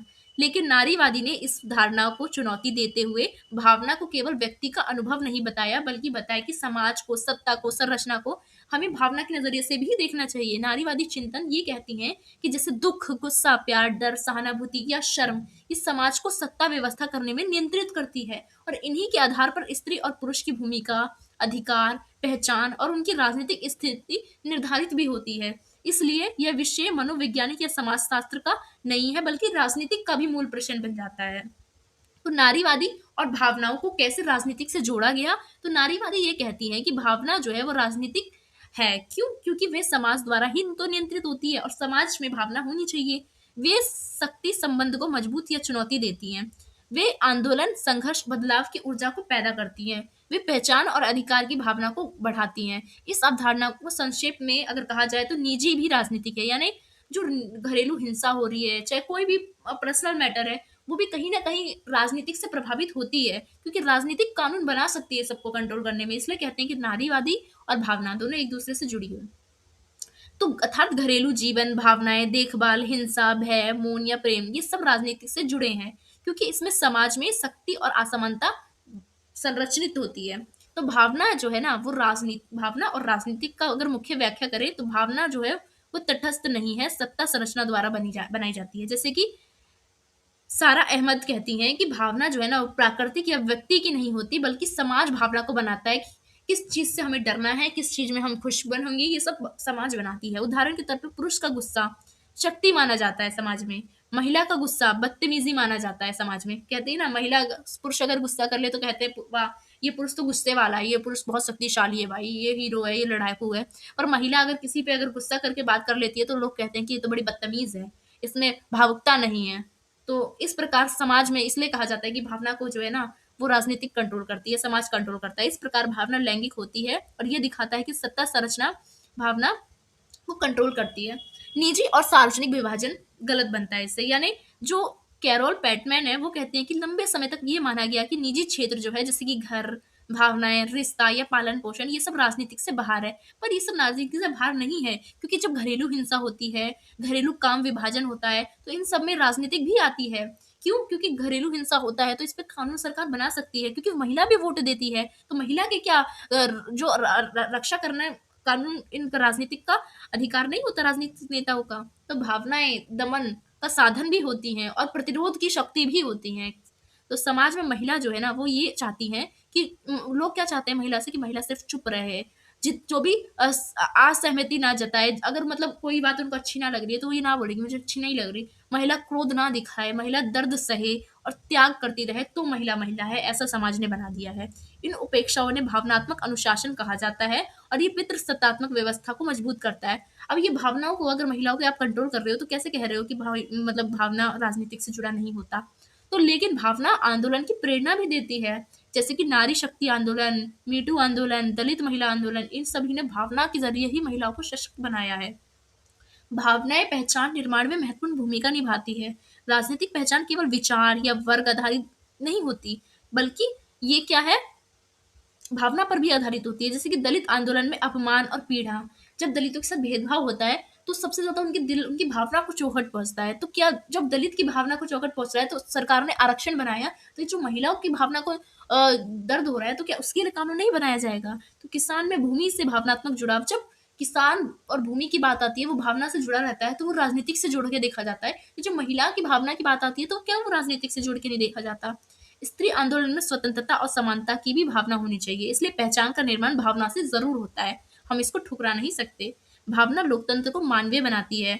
मार्था नुसबाम कहती है कि केवल कानून न्याय नहीं दे सकता है, न्याय जो है ना, वो सहानुभूति, करुणा और मानवीय संवेदना होती है। जब हम कानून में छूट देते हैं, आरक्षण देते हैं, या हम कोई ऐसा प्रावधान जोड़ते हैं, तो वो कहीं ना कहीं हम इमोशनली जोड़ते हैं। इसलिए हम कहते हैं कि भावना इमोशनल से दूर नहीं होती, तो क्यों महिला को इमोशनल के तौर पे दूर करा जाता है? यदि भावनाएं राजनीतिक से निकाल दी जाए, तो लोकतंत्र केवल नियम बन जाएगा, उसमें कोई मानवतावाद तो होगा ही नहीं। तो भावना और शक्ति इसलिए तो एक दूसरे से जुड़ी होती है। राजनीति में शक्ति संबंध केवल कानून, सेना या आर्थिक नियंत्रण से नहीं होती, बल्कि भावना से भी जुड़ी होती है। उदाहरण दूं, तो भय पैदा करना कि जनता चुप रहती है, ये भी एक तरह सा इमोशनल है, क्योंकि भय, शर्म, हंसी, खुशी, ये सब एक इमोशनल होता है। शर्म की संस्कृति, महिला संघर्ष नहीं करती हैं, है ना, हो सकती है। सम्मान की अवधारणा, जाति व्यवस्था मजबूत रहती है। भावनात्मक श्रम, महिला बिना मान्यता काम करती है। तो कहीं न कहीं ये ऐसी राजनीतिक परिणाम है जो कि भावनाओं द्वारा नियंत्रित होती है। भावनाएँ और राजनीतिक संवाद की अगर बात करें, जब समाज में संवाद होता है, तो भावना उसके बीच अर्थ, विश्वास और संघर्ष को निर्माण करती है। उदाहरण के तौर पे जाति के खिलाफ आवाज़, दर्द और अपमान को जन्म दिया जा दलित लोगों को। धार्मिक राजनीतिक भावनाएँ की बात आती है, तो राजनीतिक बनती है। महिला अधिकार, संवाद, समानता और समानता की भावना आधारित भी ये भी तो होना चाहिए फिर। समकालीन राजनीति में इसका क्या महत्व है? चुनाव रणनीति कराया जाए, वित्त अभियान, सोशल मीडिया आंदोलन, पहचान आधारित नेतृत्व, इन सब ने भावना आधारित नागरिकों को जोड़ा है। अब राजनीति केवल नीति तक नहीं रह गई है, बल्कि भावना से जुड़ गई है। इसलिए हम कहते हैं निष्कर्ष में कि नारीवादी और भावना के जो विचार है, वो राजनीतिक के तर्क आधारित मॉडल को चुनौती देती है। भावना व्यक्ति की नहीं, राजनीतिक की होती है। सत्ता तंत्र भावना को नियंत्रित करता ही है।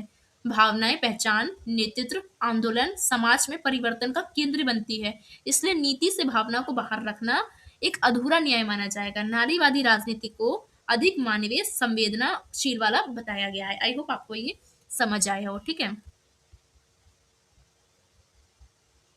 चलते हैं हम हमारे नेक्स्ट क्वेश्चन पे। हमारा नेक्स्ट क्वेश्चन है क्वेश्चन नंबर 7, जिसमें हम बात करेंगे जाति, वर्ग, लिंग और अल्पसंख्यकों की स्थिति किस प्रकार सामाजिक बहिष्करण को प्रभावित करते हैं और समकालीन भारतीय राजनीतिक में इसकी क्या विशेषता है।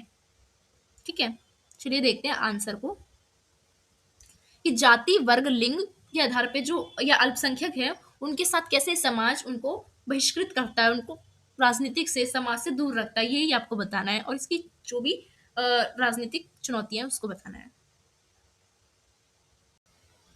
तो भारत का समाज जो है वो बहुस्तरीय और बहुआयामी है, जिसमें बहुत सारी जाति, वर्ग, लिंग और समुदाय देखने को मिलते हैं। तो सामाजिक संबंध केवल आर्थिक कारण ही नहीं होता है, बल्कि ऐतिहासिक कारण से भी होता है, सांस्कृतिक कारण से भी होता है, धार्मिक कारण से भी होता है और लैंगिक कारण से भी जुड़ा होता है। इसलिए संरचना जो है वो दिन प्रतिदिन क्या करती है, हमारे जीवन को तय करती है कि किस अवसर किसे मिलेगा, किसे सम्मान मिलेगा, किसको नहीं मिलेगा, ये तय करती है। किसे तो यही प्रक्रिया हम सामाजिक बहिष्कृत में रखते हैं, अर्थात किसी समूह को समाज की मुख्य धारा से अगर अलग रखा जा रहा है, तो वो सामाजिक बहिष्कृत है। ठीक है, जैसे कि संसाधन से, उसके अधिकार से, उसकी गरिमा से उसको वंचित करा जा रहा है। तो सामाजिक बहिष्कार के प्रमुख जो बिंदु है, उसमें जाति, वर्ग, लिंग और अल्पसंख्यक जो है, उनको इन सब के आधार पे अलग किया जाता है और ये लोग आपस में टकराते हैं। जो अदर जाति, अदर लिंग, अल्प धर्म मतलब अपोजिट वाले लोग होते हैं, एक दूसरे को मजबूत या कमजोर कर देते हैं। आधुनिक भारत में इन कारकों का राजनीतिक अर्थ बहुत ज्यादा अलग है। वे वोट, समूह और नीति निर्माण और न्याय के और सामाजिक आंदोलन के आधार पे ये सब बनाते हैं। जाति, वर्ग, लिंग और अल्पसंख्यक मतलब वोट की राजनीति होती है। सैद्धांतिक रूपरेखा की अगर बात करें, तो जाति का सिद्धांत जो है वो भारत में जाति व्यवस्था का अध्ययन विशेषकर डॉक्टर बी.आर. अम्बेडकर, रामजी अम्बेडकर, ज्योतिबाई फुले, गोपाल गुरु, आर.एम. दवली जैसे चिंतकों द्वारा किया गया था। इन्होंने अम्बेडकरों ने क्या करा, जाति को सामाजिक व्यवस्था के रूप में देखा, जो वर्ण समाज की श्रेणियों में रख रहा है जाति को और आपराधिक, अपमानजनक और असमान व्यवहार को जन्म दे रहा है, इससे बताया। वही वर्ग का सिद्धांत जो है वो आर्थिक वर्गीय विभाजन की परंपरा को जन्म देता है। कार्ल मार्क्स से शुरू होकर आधुनिक जो समाजशास्त्री आंद्रे बेटेई इन और अमर्त्य सेन, इन्होंने आर्थिक जो असमानता है समाज में, जैसे कि उत्पादन के संसाधन, संपत्ति और अवसर को दिखाया है। लैंगिक विश्लेषण की बात करें, लैंगिक विश्लेषण की बात करें तो नारीवादी चिंतक जैसे कि सिमोन द बौवार, निवेदिता मेनन, उमा चक्रवर्ती, इन्होंने ये बताया कि लिंग आधारित विभाजन केवल निजी जीवन तक सीमित नहीं होता, बल्कि सार्वजनिक शक्ति और संसाधन बंटवारे में भी निर्णायक है। तो अल्पसंख्यक और पहचान की भी राजनीतिक होती है, जैसे कि अशोक नंदी, अमर्त्य सेन, सत्यजीत राय जैसे विद्वान जो थे, इतिहासकार थे, इन्होंने अल्पसंख्यकों को सुरक्षित करने के लिए प्रतिनिधित्व समावेशन के जरिए से बहिष्कार रोकने की आवश्यकता को जताया और आलोचना की इन सब चीजों की। तो जाति और बहिष्कार जाति के नाम पे तो होता ही है। ऐतिहासिक आधार इसका ये है कि जाति भारत का एक प्राचीन सामाजिक संस्थान है। वर्ण व्यवस्था में जमीनी रीति रिवाज और उत्पन्न जाति ने श्रम विभाजन के द्वारा जाति को जन्म दिया। सामाजिक प्रतिष्ठा, विवाह, भोजन, मंदिर में प्रवेश, ये सभी जाति द्वारा नियंत्रण की जाती थी। यह प्रणाली पीढ़ी दर पीढ़ी शोषण करती रही और अंबेडकर ने इसे सामाजिक अन्याय और मानव के अपमान के रूप में देखा। जाति के बहिष्कार के रूप में सामाजिक बहिष्कार होता है, जैसे कि मंदिर, कुएं, भोजनालय में छोटी जाति को नहीं घुसने दिया जाता था। आर्थिक बहिष्कार में भूमि, बैंक, श्रम, नौकरियों में अन्य जो वंचित वर्ग थे उनको नहीं जोड़ा जाता था। शैक्षिक बहिष्कार में स्कूल कॉलेज में भेदभाव किया जाता था। राजनीतिक बहिष्कार में मतदान देने का अधिकार या राजनीतिक में प्रतिनिधित्व लेने का अधिकार इनको नहीं दिया जाता था। तो राजनीतिक प्रभाव इसका ये हुआ कि जाति का राजनीतिक प्रयोग आजादी के बाद भी चलता रहा, कभी आरक्षण के लिए सकारात्मक रूप से, तो कभी वोट आधारित के रूप में। तो मतलब जाति के विरुद्ध में ये प्रभाव आज भी देखा जाता है। नीति और कानून भी इसके लिए बनी। संविधान ने जाति आधारित भेदभाव को निषेध किया। आर्टिकल 15 के तहत अनुसूचित जाति जनजाति के लिए उन्होंने 1989 में दंडनीय कानून बनाया और आरक्षण नीति में सरकारी नौकरी, शिक्षा, इन सब में उनको आरक्षण भी दिया गया। तो समकालीन उदाहरण की बात करूं तो गांव में अभी भी पर छुआछूत देखने को मिलता है। शहरी परिदृश्य में अभिजात वर्ग और सांस्कृतिक प्रावधान इसमें ज़्यादा प्रभाव नहीं मिलता है, पर गाँव में मिलता है। जाति आधारित गुंडागर्दी की हत्या अभी भी बहुत ज़्यादा चलती है। तो वर्ग आधारित भी बहिष्कृत किया जाता है लोगों को, यानी समाज में संपत्ति, पूंजी और कौशल के आधार पर लोगों को बांटा जाता है।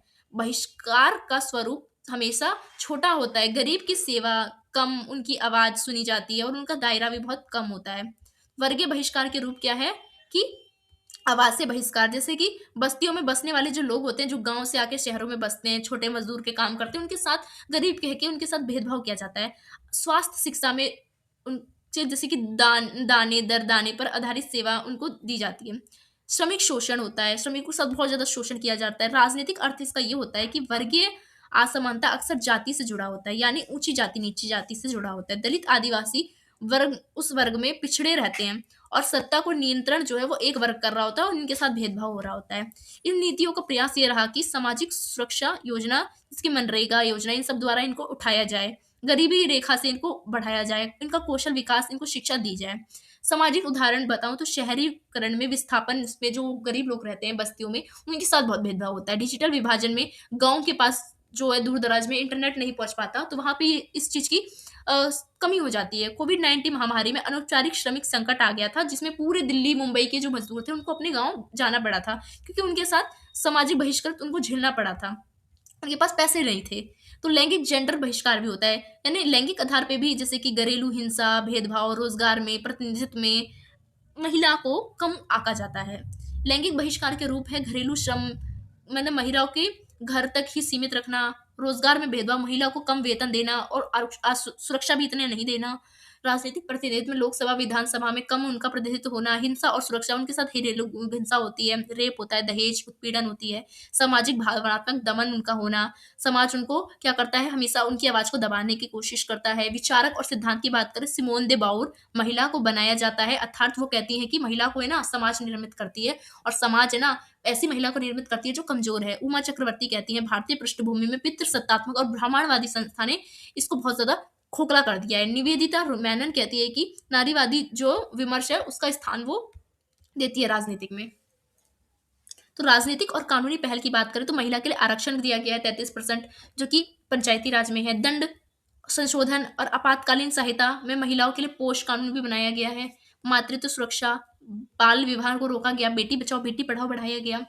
समकालीन राजनीतिक में इसका प्रभाव ये पड़ा कि महिलाओं की भागीदारी बढ़ी, शिक्षा, स्वास्थ्य, घरेलू हिंसा पर जोर दिया गया, परंतु पितृसत्तात्मक समाज आज भी हमारे क्षेत्र में बना हुआ है और आज भी इससे लोग बाहर नहीं आ पाए हैं। अल्पसंख्यकों के साथ भी बहिष्कार होता रहा है, जैसे कि मुसलमान, ईसाई, सिख जो है लोग, इन सब की जो अ, समाज में है ना जो राष्ट्रवाद के कारण कह सकते हो, इन लोग को प्रतिनिधित्व, सामाजिक कुटता, भेदभाव बहुत होता है इनके साथ। इनके बहिष्कार के रूप है, समाज से इनको बहिष्कार करा जाता है, इनकी बस्तियां अलग होती है, सामाजिक पिछड़ापन, शिक्षा, रोजगार, धन इनके पास उतना नहीं पहुंच पाता, राजनीतिक बहिष्कार, इनका ज्यादा प्रतिनिधित्व नहीं है ना, ज्यादा वो मतलब नेता नहीं इनके। नीति पहल सचर समिति इनके लिए बनाई गई थी, मुस्लिम की सामाजिक और आर्थिक स्थिति को अच्छा बनाने के लिए। अल्पसंख्यक आयोग संरक्षण बनाया गया था।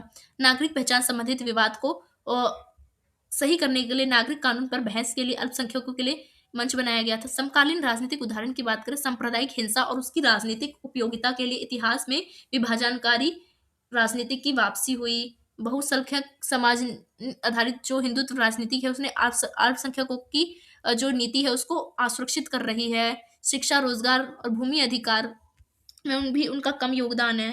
तो पारस्परिक प्रभाव अगर देखें तो इंटरसेक्सुअलिटी का, तो क्या है, एक ही व्यक्ति पर एक से अधिक पहचान का प्रभाव मिलकर उसे विशिष्ट प्रकार का बहिष्कार दे देता है। यही इंटरसेक्सुअलिटी का सिद्धांत कहलाता है। जैसे कि बताऊं तो एक दलित महिला के ऊपर जाति का होता है, सबसे पहले तो वो दलित दलित है, दूसरी बात वो महिला है, तीसरी बात वो गरीब गरीब वर्ग से आती है, तो उसको तीन तरह से उसको ज्यादा मतलब पीड़ा सहनी पड़ती है। समझ रहे हो? तो इसी को हम कहते हैं इंटरसेक्सुअलिटी। ठीक है, यानी समकालीन राजनीतिक प्रक्रिया में बहिष्कार का जो उपयोग है वो पहचान आधारित राजनीति में होता है। जैसे कि राजनीतिक दल अक्सर पहचान आधारित वोट बैंक तैयार करते हैं, जाति धर्म वर्ग के आधार पर वोट, हर पार्टी अपना वोट इकट्ठा करती है ना। प्रतिनिधित्व आरक्षण नकारात्मक भी होते हैं, सकारात्मक भी होते हैं, और ये विभाजनकारी भी होते हैं। वहीं पुनर्वितरण बनाम मान्यता, यानी समाजशास्त्री नैन्सी फेजर कहती हैं कि राजनीतिक जो उत्तराधिकार है वो दो आयाम को जन्म देती है। एक पुनर्वितरण आर्थिक समानता को, एक सांस्कृतिक सम्मान को। यानी भारत में दोनों की जरूरत है, केवल आर्थिक सुधार या सांस्कृतिक सुधार से एक चीज संभव नहीं है। कानूनी संरक्षण और सीमित प्रभाव की भी बात करते हैं। यानी कानून जैसे एसटी ओबीसी एक्ट है, पोस्ट घरेलू हिंसा विरोधी कानून जो है, इन सभी का प्रभाव जब लागू होगा जब सामाजिक चेतना और संसाधन हो। अक्सर कानून जमीन पर धीमी गति से लागू होता है, वहां पे ये सारे कानून काम नहीं कर पाता है जमीनी स्तर पे, तो इसको और ज्यादा सक्रिय बनाने की जरूरत है। आंदोलन प्रतिक्रिया और नए राजनीतिक रुझान की बात करें तो दलित आंदोलन ने राजनीतिक प्रवेश को जन्म दिया। दलित समुदाय द्वारा कई बीएसपी पार्टी जो है, डॉक्टर बी आर अम्बेडकर की party, DMK party, sorry DMK नहीं, एसपी पार्टी, और जो बिहार की जेडीयू है, ये सब जाति आधारित पार्टी है। ठीक है, महिला आंदोलन ने कैसे मीटू को जन्म दिया। महिला आंदोलन ने बचपन और शिक्षा के अधिकार की लड़ाई लड़ी। तो महिला आंदोलन ने नारीवादी राजनीति को मजबूत किया, जैसे कि हैशटैग मीटू ने, लोकल महिला आंदोलन ने, बचपन और शिक्षा के अधिकार की महिला की लड़ाई ने क्या करा, इन सब ने लैंगिक बहिष्कार को चुनौती दी। ठीक है, तो और इनको आरक्षण भी दिलाया। अल्पसंख्यक और बहुसंख्यक प्रतिरोध ने भी जैसे कि क्या करा, एक नई चीज को जन्म दिया, ध्रुवीकरण को जन्म दिया अल्पसंख्यक और बहुसंख्यक के बीच। जैसे कि अभी हिंदू मुस्लिम दंगे होते हैं या विवाद होता है। चुनौती और इसकी सीमाएं क्या है कि संस्कृति का दमन करता है, केवल कानून से मानसिकता नहीं बदली जा सकती, उसके लिए ज्ञान शिक्षा देना जरूरी है। राजनीतिक मुद्रीकरण, पहचान राजनीतिक कई बार स्थायी गठबंधन मात्र बन के रह जाती है, जिससे राजनीतिक में जोड़ नहीं बन पाता है। आर्थिक संसाधन की कमी से भी ये चीजें समस्याएं पैदा होती है। निष्पादन और जवाबदेही की कमी, नौकरशाही में भ्रष्टाचार और राजनीतिक में भ्रष्टाचार, ये सब भी इस समस्या का कारण बनती है। तो नए बहिष्कार भी आजकल उभर रहे हैं, जिसकी डिजिटल विभाजन, कहीं इंटरनेट की सुविधा, कहीं नहीं है, आंतरिक प्रवासन, तो ये सब भी समस्या आजकल नई नई समस्या उभर रही है। तो नीतिगत सुझाव की अगर बात करें तो इंटरनेट जो इंटरसेक्शनल जो नीति निर्माण है उसमें नीतियां जाति वर्ग लिंग अल्पसंख्यक स्थिति के संयोजक को ध्यान में रख के बनाई जाए तो काम करेगा। शिक्षा और जागरूकता को बढ़ाया जाए तो काम करेगा। आर्थिक समावेशन किया जाए सभी लोगों का। कानून का प्रभावी प्रवर्तन हो, यानी जमीनी स्तर पे कानून काम करे। स्थानीय स्वशासन जो है उसको और मजबूत करा जाए और संस्कृति का समावेशन किया जाए। तो निष्कर्ष में क्या लिखेंगे, जाति वर्ग लिंग और अल्पसंख्यक की स्थिति केवल अलग अलग पहचान के रूप में नहीं बल्कि सामाजिक बहिष्कार की जटिलताओं को भी जगाती है, जो एक दूसरे से जुड़ी होती है। समकालीन भारतीय राजनीतिक में इन कारकों का अर्थ बहुत अलग हो जाता है। वे नीति निर्माण से लेकर उनकी चुनौतियों तक अलग अलग आंदोलन में बदल जाता है। समस्या का समाधान बस यही है कि सिर्फ कानून अगर बनाए तो उसको जमीनी स्तर तक पहुंचाए और समाज में जो व्यक्ति है उसको भी जागरूक करे। और क्योंकि कानून से ज्यादा लोगों को जागरूक करने की जरूरत है। आई होप समझ रहे हो। चलिए हम चलते हैं हमारे नेक्स्ट क्वेश्चन पे, जो कि हमारा यूनिट नंबर 3 से बनता है, human rights and humanitarian intervention से। ठीक है, तो हमारा क्वेश्चन नंबर 8 है कि मानव अधिकार यानी ह्यूमन राइट्स की अवधारणा और ऐतिहासिक विकास और वैश्विक मानव अधिकार प्रणाली की आलोचनात्मक समीक्षा कीजिए। यानी मानव अधिकार की अवधारणा क्या है, इसका ऐतिहासिक विकास क्या है और वैश्विक मानव अधिकार जो है वो प्रणाली क्या है, उस इन सब की आलोचनात्मक विश्लेषण करना है।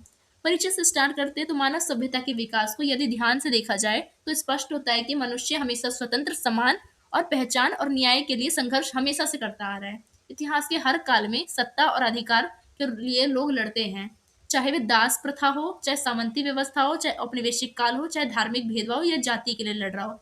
लोग हमेशा एक संघर्ष करते रहते हैं अपनी स्वतंत्रता के लिए। इन्हीं ऐतिहासिक अन्यायों और संघर्षों के विचार से विकसित हुआ है मनुष्य केवल मूलभूत अधिकार जो है मनुष्य के, वो तो उसको मिलने चाहिए, और उसी अधिकार को मानव अधिकार कहा जाता है। ठीक है, जो कि राष्ट्र, धर्म, जाति, वर्ग, सत्ता से जुड़ा होता है। तो इस विषय में क्या है कि मनुष्य का अस्तित्व उसकी गरिमा से जुड़ा होता है, और कोई भी शक्ति, चाहे राज्य, चाहे समाज, चाहे संस्था, उसकी गरिमा नहीं छीन सकती। मतलब उसका जो अधिकार है ना, मौलिक अधिकार, वो नहीं छीन सकता, जो कि उसका मानव अधिकार होता है। मानव अधिकार केवल नैतिक या दार्शनिक विचार नहीं है, बल्कि लोकतंत्र, न्यायपालिका, शासन और अंतरराष्ट्रीय नीति और वैश्विक संबंध की आधारशिलता है। तो मानव अधिकार क्या होता है? मानव अधिकार वो अधिकार होते हैं जो प्रत्येक व्यक्ति को क्या है, प्राकृतिक रूप से मिले होते हैं। वे अधिकार जैसे कि जीवन जीने का अधिकार, स्वतंत्रता का अधिकार, समानता का अधिकार, न्याय का अधिकार और गरिमा का अधिकार, ये उससे कोई नहीं छीन सकता, भगवान द्वारा दिया होता है उस व्यक्ति को। तो इसमें आता है सबसे पहले सार्वभौमिकता, यानी ये सिद्धांत बताता है कि मानव अधिकार पूरे विश्व की सभी मनुष्य पर समान रूप से लागू होता है, चाहे वो किसी भी देश, धर्म, जाति का हो, चाहे व्यक्ति किसी भी संस्कृति, परंपरा, व्यवस्था, आर्थिक स्थिति, राजनीतिक प्रणाली से जुड़ा क्यों ना हो, उसके अधिकार में कोई कमी नहीं आ सकती उसके पूर्वाग्रह से। यह विशेषता उसके मानव अधिकार को ये राष्ट्रीय कानून से ऊपर ले जाके मूल्य स्थापित करने में मदद करता है। दूसरा है समानता। मानव अधिकार ये घोषित करता है कि सभी मनुष्य को उनके अधिकार जो है उसमें भेदभाव ना करा जाए, यानी कोई भी ऊंच नीच ना हो, श्रेष्ठ भेद ना हो कि मैं श्रेष्ठ हूँ तुम हीन हो, भाषा, जाति, नस्ल, धर्म के आधार पर किसी से भेद ना किया जाए, और समाज में समानता बनाई जाए, राजनीतिक में, समाज में, आर्थिक में और सांस्कृतिक में। वहीं अविच्छिन्नता, यानी मानव अधिकार जन्मजात होते हैं, उन्हें वैधानिक रूप से कोई भी कानून बना के नहीं छीन सकता। यदि व्यक्ति जेल में हो, युद्ध में हो या संघर्ष क्षेत्र में हो या आपातकाल घोषित कर दिया, फिर भी उसके जीवन की जो गरिमा है ना, यानी जिसके मानव अधिकार है ना, वो चीज तो उससे कोई नहीं छीन सकता।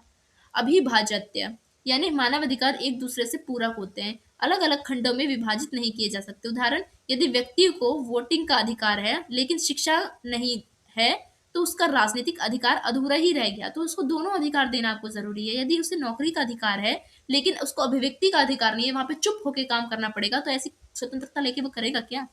मानव गरिमा का संरक्षण किया जाए, यानी मानव अधिकार की आत्मा यह है कि मनुष्य केवल मशीन नहीं है, श्रम करने वाला एक साधन नहीं है, बल्कि भावना, विचार और आत्मसम्मान भी उसमें होता है। इसलिए उसका अपमान, उसकी हिंसा, उसकी दास्ता या उसको यातना, ये सब ना दी जाए, इसके खिलाफ आवाज उठाई जाए। मानव अधिकार का दार्शनिक नींव की बात करें तो जॉन लॉक मानव अधिकार के कहते हैं, जॉन लॉक ने कहा है कि मानव अधिकार ईश्वर देता है, शासन उसका उद्देश्य अधिकार की रक्षा करने के लिए बनाया जाता है, ना कि उसको नियंत्रण करने के लिए। ठीक है, तो वो कहते हैं कि जीवन का अधिकार, स्वतंत्रता का अधिकार, संपत्ति का अधिकार, ये हर व्यक्ति लेके पैदा होता है।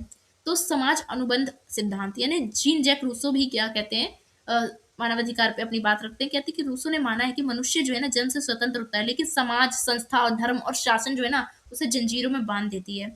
उनके अनुसार नागरिक को राज्य के बीच एक मेल होना चाहिए, जिसमें नागरिक के कानून जो अधिकार है उसकी सरकार रक्षा करेगी, बदले में वो जो है अपना कर्तव्य, अपने दायित्व सरकार के प्रति उत्तरदायित्व रहेगा। तो मानवतावाद और धार्मिक परंपरा की बात करें तो बुद्ध का अहिंसक दर्शन में मानवतावाद दिखता है, महावीर के करुणा सिद्धांत में देखने को मिलता है, गुरु नानक का मानवता समानता से संदेश में देखने को मिलता है, इस्लाम में भी इंसानियत और न्याय की बात की जाती है, ईसाई धर्म में भी क्षमा और सेवा की बात की जाती है, गांधी का सत्य और अहिंसा। तो सभी धर्मों में क्या करा जाता है, कहीं ना कहीं बात की जाती है मानवाधिकार की। मानवाधिकार का ऐतिहासिक विकास की बात करें तो प्राचीन और मध्यकालीन में देखने को मिलता है। अशोक के शिलालेख में मानव कल्याण, पशु संरक्षण, धार्मिक सहिष्णुता की बात की गई है, कहीं ना कहीं मानवाधिकार है। यूनानी लोकतंत्र में नागरिक अधिकार की बात की गई है, इस्लाम में श्रमिक और महिला के अधिकार की बात कही गई है। तो ये सभी अधिकार कहीं ना कहीं प्रारंभिक नींव थे मानवाधिकार के। वहीं 2015 सॉरी 1215 के मैग्ना कार्टा जो एक्ट है, ये दस्तावेज पहली बार राजा की शक्ति सीमित करता था और नागरिक के अधिकार नागरिक को प्रदान करता था। ये लोकतांत्रिक अधिकार और कानून की सर्वोच्चता का उदाहरण था, पहली बार जिसमें मानव को सर्वोच्च रखा गया। वहीं 1776 में अमेरिका स्वतंत्रता घोषणा ने यह घोषणा की कि मानव अधिकार को राजनीतिक रूप से वैधता मिलनी चाहिए और सभी मनुष्य को समान जन्म लेते हैं, इसलिए समान अधिकार मिलने चाहिए। वहीं 1789 में फ्रांसीसी मानव अधिकार की घोषणा की गई। इसमें क्या है, स्वतंत्रता, समानता और बंधुत्व के नाम पे ये नारा लगाया गया था कि व्यक्ति को मिलनी चाहिए वहीं 19वीं शताब्दी में श्रमिक आंदोलन द्वारा श्रम सुरक्षा, न्यूनतम मजदूरी, यूनियनों का अधिकार, इसके द्वारा भी मानव अधिकार को उठाया गया था। वहीं द्वितीय युद्ध के बाद और नाजी अत्याचार के बाद होलोकॉस्ट में जब 60 लाख से अधिक यहूदियों की हत्या कर दी, तो युद्ध में अत्याचारों ने मानव अधिकार को बहुत ज्यादा खंडित किया था। इसके खिलाफ आवाज उठाई गई। 1948 में मानव अधिकार को सर्वभौम एक संस्था के रूप में स्थापित किया गया, जिसमें यह सबसे महत्वपूर्ण दस्तावेज है, जिसमें 30 से ज्यादा अनुच्छेद बनाए गए। मानव अधिकार को अंतर्राष्ट्रीय कानून में वैश्विक दंड के रूप में शुरू करा गया कि कोई इसका उल्लंघन नहीं कर सकता। तो वैश्विक मानव अधिकार प्रणाली में संयुक्त राष्ट्र प्रणाली को जोड़ा गया, जिसमें मानव अधिकार परिषद बनाई गई, उच्चायुक्त कार्यालय बनाया गया, अंतर्राष्ट्रीय अपराध न्यायालय बनाया गया, जो मानव अधिकार को देखरेख करती है। क्षेत्रीय मानवाधिकार के ढांचे की बात करूं तो यूरोप में संस्था है यूरोपीय मानवाधिकार न्यायालय, जो कि नागरिकों को सरकार पर मुकदमा करने की अनुमति भी देती है। अमेरिका में संस्था है मानव अधिकार की अंतर अमेरिकी न्यायालय, जिसमें मानव अधिकार कार्यवाही और जांच करती है। अफ्रीका में अफ्रीकी चार्टर द्वारा मानव अधिकार को रक्षा की जाती है। तो एशिया में भी यह संरचना विकसित अभी नहीं हुई है मानव अधिकार के लिए। तो गैर सरकारी संगठन की बात करें एनजीओ की, तो एमनेस्टी इंटरनेशनल एनजीओ है जो कि मानव अधिकार को देखती है। मानव अधिकार वॉच देखती है, रेड क्रॉस और यूएनएचसीआर जो है, जो कि ये सब क्या करती है, मानव अधिकार को देखती है विश्व भर में। वैश्विक व्यवस्था की आलोचना करें तो पश्चिम पक्षपात की आलोचना करते हैं, यानी कई विद्वान मानते हैं कि मानव अधिकार ढांचा यूरोपीय दार्शनिक और सांस्कृतिक मान्यताओं पर आधारित है और अफ्रीकी तथा एशियाई सामाजिक संरचनाओं को अनदेखा किया गया है इसमें। वहीं कार्यवान की भी कमजोरी है, यानी अधिकांश देशों में घोषणा पत्र जारी तो कर दिया गया है, पर जमीनी स्तर पे इसको लागू नहीं किया गया है। ठीक है, राजनीतिक हस्तक्षेप को दोहरा मापदंड करना चाहिए, यानी कुछ शक्ति देश जैसे कि सैन्य हस्तक्षेप से क्या करते हैं, मानव अधिकार को खंडित करते हैं उस देश के। जैसे इराक युद्ध में और अफगानिस्तान पर आक्रमण जो किया गया था, तो अमेरिका ने कहीं कहीं ना कहीं मानवाधिकार की अवहेलना की थी। सुरक्षा बनाम स्वतंत्रता आ जाता है मानवाधिकार में। आतंकवाद और राष्ट्रीय सुरक्षा की अगर बात होती है तो घर की जांच बीच होती है ना, डिजिटल निगरानी करी जाती है, अभिव्यक्ति पर नियंत्रण किया जाता है, मीडिया पर सेंसरशिप लगा दिया जाता है। तो कुछ समय के लिए क्या लोगों के मानवाधिकार छीने जाते हैं, तो ये भी समस्या में आ जाती है। आर्थिक असमानता और मानवाधिकार। आलोचकों का कहना है कि गरीबी, बेरोजगारी, भूख, शिक्षा और स्वास्थ्य जैसे आर्थिक अधिकारों उतनी प्राथमिकता नहीं दी जाती है जितनी राजनीतिक अधिकारों को दी जाती है। तो भारतीय संदर्भ में अगर बात करें मानव अधिकार की, तो भारत में मानव अधिकार की संरचना 3 स्तरों में विकसित की गई है। संविधान में मौलिक अधिकार, मौलिक कर्तव्य और राष्ट्रीय मानवाधिकार आयोग के तौर पे। तो निष्कर्ष में क्या लिखेंगे कि मानव अधिकार मानव सभ्यता के विकास में बहुत ज्यादा भूमिका निभाती है। ये केवल कानून नहीं है, बल्कि मानव को नैतिक वचन, संवेदना और न्याय से जोड़ती है। ये जो है वर्तमान वैश्विक व्यवस्था मजबूत करती है, और फिर भी ये इसे अधिक निष्पक्ष, सांस्कृतिक रूप से समावेशी और पक्षपात मुक्त बनाने का कार्य करती है। मानवाधिकार भविष्य में ये निर्भर करेगी कि दुनिया केवल किताबों का हिस्सा ना बने, बल्कि वास्तविक जीवन में इसको लागू करा जाए। आई होप आपको ये समझ आया हो। तो नेक्स्ट क्वेश्चन है हमारा क्वेश्चन नंबर 9। ठीक है, कि मानवीय हस्तक्षेप क्या है, राष्ट्रीय संप्रभुता और मानवीय हस्तक्षेप के बीच उत्पन्न राजनीतिक विवाद क्या है। यानी मानवीय हस्तक्षेप जो होता है, तो इससे राष्ट्रीय जो संप्रभुता है उसको कैसे खतरा होता है, ये पूछ रहा है सवाल में। ठीक है, चलिए हम आंसर को देखते हैं। सो इंट्रोडक्शन से स्टार्ट करते हैं कि आधुनिक जो वैश्विक राजनीतिक में सबसे विवादित और अगर कोई जटिल बहस है, वो यही होती है कि मानवीय हस्तक्षेप और राष्ट्रीय संप्रभुता की। यानी क्या मानवीय हस्तक्षेप जो होती है, चाहे वो अच्छी नजरिए से क्यों ना हो, मानवाधिकार की रक्षा के लिए ही क्यों ना हो, चाहे बुरी नजरिए से क्यों ना हो, क्या वो ये राष्ट्रीय संप्रभुता को खतरा देती है या नहीं। तो दुनिया भर में जब नरसंहार होता है, मानवाधिकार उल्लंघन होता है, या जातिगत के नाम पे युद्ध या सफाया करा जाता है, तो सामूहिक बलात्कार होता है, अल्पसंख्यकों पर हिंसा होता है, राजनीतिक उत्पीड़न होता है, तो बड़े स्तर पर मानव पीड़ा यहाँ पे दिखाई देती है। तब अंतरराष्ट्रीय जो समुदाय है, क्या इसको सामने आना चाहिए। अगर अंतरराष्ट्रीय जो संस्था है ये सामने आएगा इसके विरोध में, तो क्या अंतरराष्ट्रीय संस्था का किसी देश में उसके आंतरिक मामलों में दखल देने से क्या उसकी संप्रभुता खत्म होगी किसी देश की। तो ये सवाल बना रहता है। तो क्या एक देश को हस्तक्षेप करना चाहिए यदि किसी अन्य देश में मनुष्य के अधिकार का गंभीर उल्लंघन हो रहा हो। तो ये डिबेट बहुत ज्यादा बन जाता है। क्या राष्ट्रीय संप्रभुता सर्वोच्च है और भारी हस्तक्षेप अवैध और अस्वीकार्य है। तो मैं तो कहती हूँ कि संप्रभुता होना चाहिए, पर अगर जब जैसे कि उल्लंघन हो रहा है मानवाधिकार का या बहुत ज्यादा उत्पीड़न हो रहा है, तब संस्था को आना चाहिए। और संप्रभुता को अगर इससे खतरा भी है तो कोई बात नहीं, संप्रभुता को इससे खतरा नहीं होगा, इससे जान बचती है, ठीक है?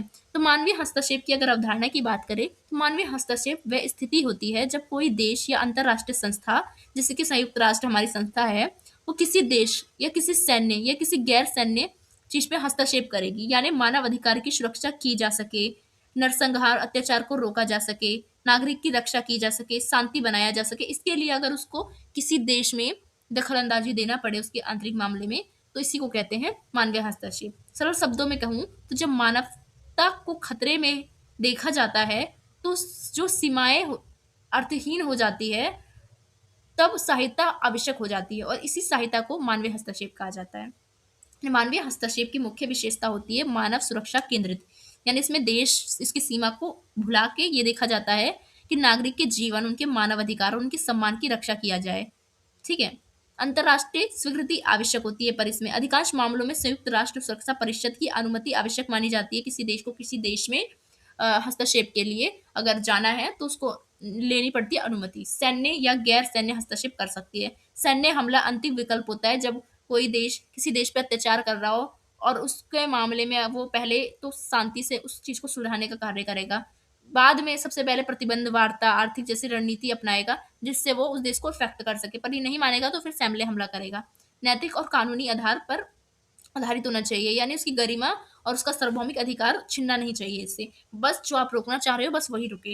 यानी ऐतिहासिक विकास की बात करूँ तो प्रारंभिक नैतिक आधार इसका ये था कि धार्मिक ग्रंथों में मानवता की रक्षा का सिद्धांत तो मिलता है। अशोक, गांधी, नेल्सन मंडेला जैसे नेताओं ने या शासकों ने शांति को सर्वोच्च मूल्य माना है। ठीक है? तो दूसरी तरफ हमें देखने को मिलता है ये औपनिवेशिक और युद्धकालीन हस्तक्षेप में 19वीं से 20वीं शताब्दी के करीब में तुर्की, ग्रीस, बाल्कन में हस्तक्षेप ने मानव कारणों के नाम पर क्या करी गई थी, जबरदस्ती की थी। लोग कह रहे थे कि मानवाधिकार की रक्षा करने के जा रहे हैं, पर उन्होंने वहां का दोहन करा था। आधुनिक काल में संयुक्त राष्ट्र और अंतर्राष्ट्रीय कानून बनाए गए। द्वितीय विश्व के बाद संयुक्त राष्ट्र चार्टर बना। 1948 में मानवाधिकार घोषणा पत्र बना और 1990 में ये धारणा और मजबूत हो गई, जिसमें रवाड़ा नरसंहार, बर्सिनिया युद्ध, कोसवा हस्तक्षेप शामिल किया गया। R2P सिद्धांत क्या है? रिस्पॉन्सिबिलिटी टू प्रोटेक्ट 2005 में संयुक्त राष्ट्र द्वारा स्वीकृति। ये सिद्धांत आधुनिक मानवीय हस्तक्षेप का आधार बना, जिसमें रक्षा करने की जिम्मेदारी दी गई, यानी सरकार की जिम्मेदारी है कि वे अपने नागरिक को नरसंहार और उत्पीड़न से बचाए। सुरक्षा देने की जिम्मेदारी दी गई, यदि सरकार विकल्प हो जाए तो अंतर्राष्ट्रीय समुदाय उसमें हस्तक्षेप करेगी। पूर्वास की जिम्मेदारी, यानी हस्तक्षेप के बाद भी स्थिरता नहीं बन रही है तो शांति बहाल की आवश्यकता की जाएगी। ठीक है? मानवीय हस्तक्षेप के विभिन्न रूप हैं। सैन्य हस्तक्षेप कर सकते हैं, आर्थिक रूप से प्रतिबंध लगा कर सकते हैं, कूटनीति दबाव से कर सकते हैं, शांति सेना से कर सकते हैं, मानवीय सहायता से कर सकते हैं, राजनीति के माध्यम से। इन सभी के माध्यम से किसी देश में हस्तक्षेप करके वहाँ की जो उत्पीड़न है उसको रोक सकते हैं। प्रमुख उदाहरण की बात करूँ तो कोसोवो में 1999 में नाटो सैन्य हस्तक्षेप किया गया था, जिसमें मिचोलेविस की सेना को रोकी गई थी बिना यूएन की अनुमति से। तो ये विवादित मुद्दा है। रवाड़ा में 1994 में हस्तक्षेप ना होना से लगभग 8 लाख लोग मारे गए थे और अंतर्राष्ट्रीय जो मंच है वो विफल हो गई थी। यहाँ पे तो हस्तक्षेप करा था पर बिन पूछे, और यहाँ पे करा ही नहीं हस्तक्षेप। लीबिया में जब 2011 में R2P आधारित हस्तक्षेप हुआ था तो सरकार गिरी, लेकिन स्थिर हो मतलब अस्थिरता वहाँ पे आ गई थी, दोबारा कोई सरकार नहीं बन पाई थी। तो राष्ट्रीय संप्रभुता की अवधारणा इससे बनती है, यानी प्रत्येक राष्ट्र स्वतंत्र है, उसे अपनी सीमा का निर्णय लेने का अधिकार है, भारी हस्तक्षेप अवैध है, अंतर्राष्ट्रीय कानून उसमें उपयोग नहीं होते। पर वेस्टफालिया संधि के तहत क्या है, आधुनिक राजनीति की नींव रखी, जिसमें अगर मानव अधिकार का उल्लंघन हो रहा है तो हाँ, अंतर्राष्ट्रीय जो संस्था है वो आ सकती है। तो मानवीय हस्तक्षेप बनाम राष्ट्र संप्रभुता विवाद बना रहता है कि नैतिकता में मानव जो हस्तक्षेप समर्थन दृष्टिकोण मानते हैं कि मानवता सर्वोच्च है इसलिए हस्तक्षेप होना चाहिए, पर संप्रभुता वाले समर्थन के लोग बोलते हैं कि इससे राज्य की स्वतंत्रता खत्म होती है। तो हस्तक्षेप वाले लोग कहते हैं कि कानूनी अधिकार द्वारा अंतर्राष्ट्रीय अनुमति के द्वारा हस्तक्षेप कर सकते हैं, पर संप्रभुता के समर्थन लोग कहते हैं कि बिना अनुमति हस्तक्षेप अवैध है। हस्तक्षेप वाले लोग कहते हैं कि राजनीतिक में पीड़ित की रक्षा करना बहुत जरूरी होता है, पर संप्रभुता वाले लोग कहते हैं कि अक्सर शक्ति राजनीतिक का साधन बन सकती है, इसलिए सरकार उसे रोक सकती है, बाहरी लोग को आने की जरूरत नहीं है। तो आलोचनात्मक दृष्टिकोण की अगर बात करें तो मानवीय हस्तक्षेप की आलोचना करें तो ये पश्चिम शक्ति का हथियार बन रहा है और पश्चिम शक्ति झूठा बहाना लेके मानवाधिकार की रक्षा करने जा रहे हैं, उनपे शोषण करती है। कई बार तेल, रणनीति और भू राजनीति इसका असली कारण होता है, वहां के संसाधनों को दबाना, दोहन करने के लिए। हस्तक्षेप के बाद अराजकता में डूब जाता है वो देश। जैसे अफ़गानिस्तान, लीबिया और इराक के साथ ये कांड हो रखा था। तो भारतीय दृष्टिकोण से देखें तो संयुक्त राष्ट्र की अनुमति उसमें होनी चाहिए और बहुपक्षीय निर्णय इसमें होना चाहिए, संप्रभुता का भी सम्मान उसमें होना चाहिए साथ-साथ। तो निष्कर्ष के तौर पे लिखोगे कि मानवीय हस्तक्षेप एक नैतिक कर्तव्य है और एक राजनीतिक चुनौती है। तो एक और यह मानवता की रक्षा भी करता है, दूसरी ओर अंतर्राष्ट्रीय राजनीति में रणनीति, आर्थिक हित और शक्ति संघर्ष का उपकरण भी बनता है। तो भविष्य में यह प्रश्न बहुत ज़्यादा उठेगा कि क्या हम मानवता को राजनीतिक से ऊपर रखें? क्योंकि जहाँ तो नेक्स्ट क्वेश्चन हम देखते हैं कि पर्यावरण राजनीति क्या है? जलवायु परिवर्तन, पर्यावरणीय न्याय और सतत विकास के संदर्भ में वैश्विक शासन की भूमिका को बताना है, आपको स्पष्ट करना है, ठीक है? कि पर्यावरण राजनीति क्या होती है। इंट्रोडक्शन से स्टार्ट करते हैं। तो 21वीं सदी का सबसे गंभीर और संकट वाला जो पर्यावरण का जो विनाश हो रहा है और जलवायु परिवर्तन है समस्या। आज पृथ्वी कई चुनौतियों से जूझ रही है, जैसे कि तापमान वृद्धि से, बाढ़ आना, जंगलों में आग लगना, जैसे कि अभी अमेरिका के जंगलों में लग गई थी ना, कैलिफोर्निया में। जैव विविधता का विनाश हो रहा है, प्रदूषण हो रहा है, जल संकट हो रहा है, ग्लेशियर पिघल रहे हैं। तो ये केवल पर्यावरण समस्या नहीं है, बल्कि ये राजनीतिक समस्या भी है, आर्थिक समस्या भी है और समाज की भी समस्या है और हमारा ये एक नैतिक संकट भी है। इन्हीं परिस्थितियों में पर्यावरण राजनीतिक जो है वो महत्वपूर्ण बन जाती है, क्योंकि इनको कंट्रोल करने के लिए नीति निर्माण करना बहुत ज़रूरी है और यही नीति निर्माण विश्व के सभी देश मिल के साथ में करते हैं, जिसको हम वैश्विक शासन में जोड़ते हैं। तो पर्यावरणीय राजनीतिक क्या है? तो पर्यावरणीय राजनीतिक राजनीतिक का वह क्षेत्र है जिसमें प्राकृतिक संसाधन, पर्यावरण संरक्षण, जलवायु परिवर्तन, प्रदूषण नियंत्रण, जैव विविधता, विकास, इन सभी चीज़ों पे प्रबंधन किया जाता है, अध्ययन किया जाता है और नीति बनाई जाती है। इसका उद्देश्य ये होता है कि प्राकृतिक और मानव के बीच संतुलन बनाया जाए, संसाधन को न्यायपूर्ण और टिकाऊ बनाया जाए, पर्यावरण में असमानता और शोषण जो हो रहा है उसको रोका जाए। इसकी प्रमुख विशेषता ये है कि प्राकृतिक और राजनीतिक का संबंध को समझा जाए और कानून और राजनीतिक के माध्यम से पर्यावरण को समझा जाए, उसके लिए कानून बनाया जाए। औद्योगिक विकास और पर्यावरण के बीच संतुलन बनाया जाए कि औद्योगिक विकास हो, देश विकासशील देश बन जो है वो डेवलप्ड करे, अपना उद्योग धंधा बिठाए, पर साथ ही साथ वो पर्यावरण का भी ध्यान रखे, पर्यावरणीय न्याय हो, अधिकार हो और सस्टेनेबिलिटी बने, यानी पर्यावरण में न्याय हो, जिसने प्रदूषण फैलाया उस पे बहुत ज्यादा टैक्स वगैरह लगाओ, कुछ कर लगाओ और उन अधिकारों की रक्षा करो और सतत विकास करो कि आने वाली पीढ़ी भी हमारे जो खनिज है, हमारे जो संसाधन है उसका उपयोग कर पाए। जलवायु परिवर्तन के कारण और प्रभाव क्या है? तो जलवायु परिवर्तन वह प्रक्रिया है जिसमें पृथ्वी का तापमान जो है वो ग्रीन हाउस गैस के कारण तेजी से बढ़ जाता है और ओजोन परत भी जो है वो फट जाती है और बहुत सारी इससे समस्याएं पैदा होती है। मुख्य कारण होता है जीवाश्म ईंधन का जलना, कोयला, गैस, पेट्रोलियम के जरिए बहुत ज्यादा हमारे ग्रीन हाउस गैसेस बनती हैं। औद्योगिकरण के कारण ज्यादा फैक्ट्री से निकला धुआं, प्रदूषण, उससे निकला केमिकल से बनती है। वन विनाश, पेड़ों को काटना जिससे ऑक्सीजन नहीं बन पाती है, जो हाइड्रेट है उसको ऑब्जॉर्ब नहीं कर पाता है और वनों में जो कटाई वटाई हो रही है उसके कारण, वाहन प्रदूषण के कारण, जो वाहन से निकलता है धुआं, कृषि और पशुपालन क्षेत्र के कारण, क्योंकि कृषि और पशुपालन क्षेत्र में भी बहुत ज्यादा जो फसलें है वो जलाई जाती है, उसकी जो राख वगैरह होती है पशुपालन से, इससे भी क्या होता है कहीं ना कहीं जलवायु परिवर्तन इफेक्ट होता है। इसके परिणाम ये है कि समुद्र स्तर इसका बढ़ रहा है, जलवायु परिवर्तन से समुद्र का स्तर बहुत ज्यादा बढ़ रहा है, ग्लेशियर पिघल रहे हैं, जिससे वो हमारी दुनिया डूबने का खतरा है। चक्रवात, सूखा और हीट वेव आती रहती है हमेशा। जैव विविधता जो है, जो कि अलग अलग प्रजाति है वो बहुत ज्यादा खत्म हो रही है, जो विनाश का कारण है। खाद्य और जल संकट पैदा हो रहा है, स्वास्थ्य में समस्याएं आ रही हैं। तो जलवायु परिवर्तन अब केवल प्राकृतिक संकट नहीं रह गया, बल्कि राजनीतिक निर्णय लेने का, वैश्विक आर्थिक मॉडल विकास करने का परिणाम भी है। तो पर्यावरणीय न्याय क्या होता है? पर्यावरणीय न्याय का मतलब होता है कि पर्यावरणीय लाभ और बोझ को न्यायपूर्ण वितरण करना, यानी अमीर देश और उद्योगपति देश अधिक प्रदूषण करते हैं ऐसा माना जाता है, क्योंकि वो पहले विकसित हुए हैं, उन्होंने पहले धुआं फैलाया और वो विकसित हो गए। तो गरीब, ग्रामीण और आदिवासी और महिला और विकासशील राष्ट्र इससे अभी भी बड़ी कीमतें चुका रहे हैं। मतलब अब लोग कह देते हैं कि ये लोग विकास कर रहे हैं, ये फैला रहे हैं, पर तुम तो पहले फैला चुके हो। तो इन दोनों का डिबेट बना रहता है। तो इन दोनों में न्याय करना जरूरी है। उदाहरण के तौर पे अफ्रीका और दक्षिण एशिया में सूखा, जल संकट पड़ रहा है, तटीय शहरी जो है वो गरीब और बाढ़ से विस्थापन कर रहे हैं, आदिवासी क्षेत्रों में खनन परियोजनाएं बहुत ज्यादा बन रही है। इससे साफ है कि पर्यावरण केवल प्राकृतिक मुद्दा नहीं बन गया, बल्कि समाज का भी एक मुद्दा बन गया है। सतत विकास क्या होता है? सतत विकास का मतलब है ऐसा विकास जो वर्तमान पीढ़ी की आवश्यकता को पूरा करे। मीन्स हम ऐसे अपने संसाधन का उपयोग करें, जल का, वन का, किसी भी चीज का, कोयले का, ईंधन का, कि हमारी आने वाली पीढ़ी भी इस चीज को देख पाए। ऐसा ना हो हम ही खत्म कर दें। यह विकास 3 स्तंभों पर आधारित होता है। आर्थिक स्थिरता यानी उत्पादन, रोजगार, संसाधन का उपयोग सही से हो, सामाजिक न्याय यानी समानता हो, मानवाधिकार की रक्षा हो, समावेशन हो, पर्यावरण संरक्षण हो यानी संसाधनों का सुरक्षित और न्यायपूर्ण तरीके से उपयोग करा जाए। तो प्रमुख इसके लिए प्रयास किए गए। एजेंडा 21 के तहत 1992 में इसको अप्लाई किया गया था। एसडीजी जैसे सस्टेनेबल डेवलपमेंट गोल्स द्वारा कुछ गोल्स रखे गए थे कि इस गोल्स को हम पूरा करेंगे और हमारे जो क्लाइमेट चेंजेस को रोकेंगे।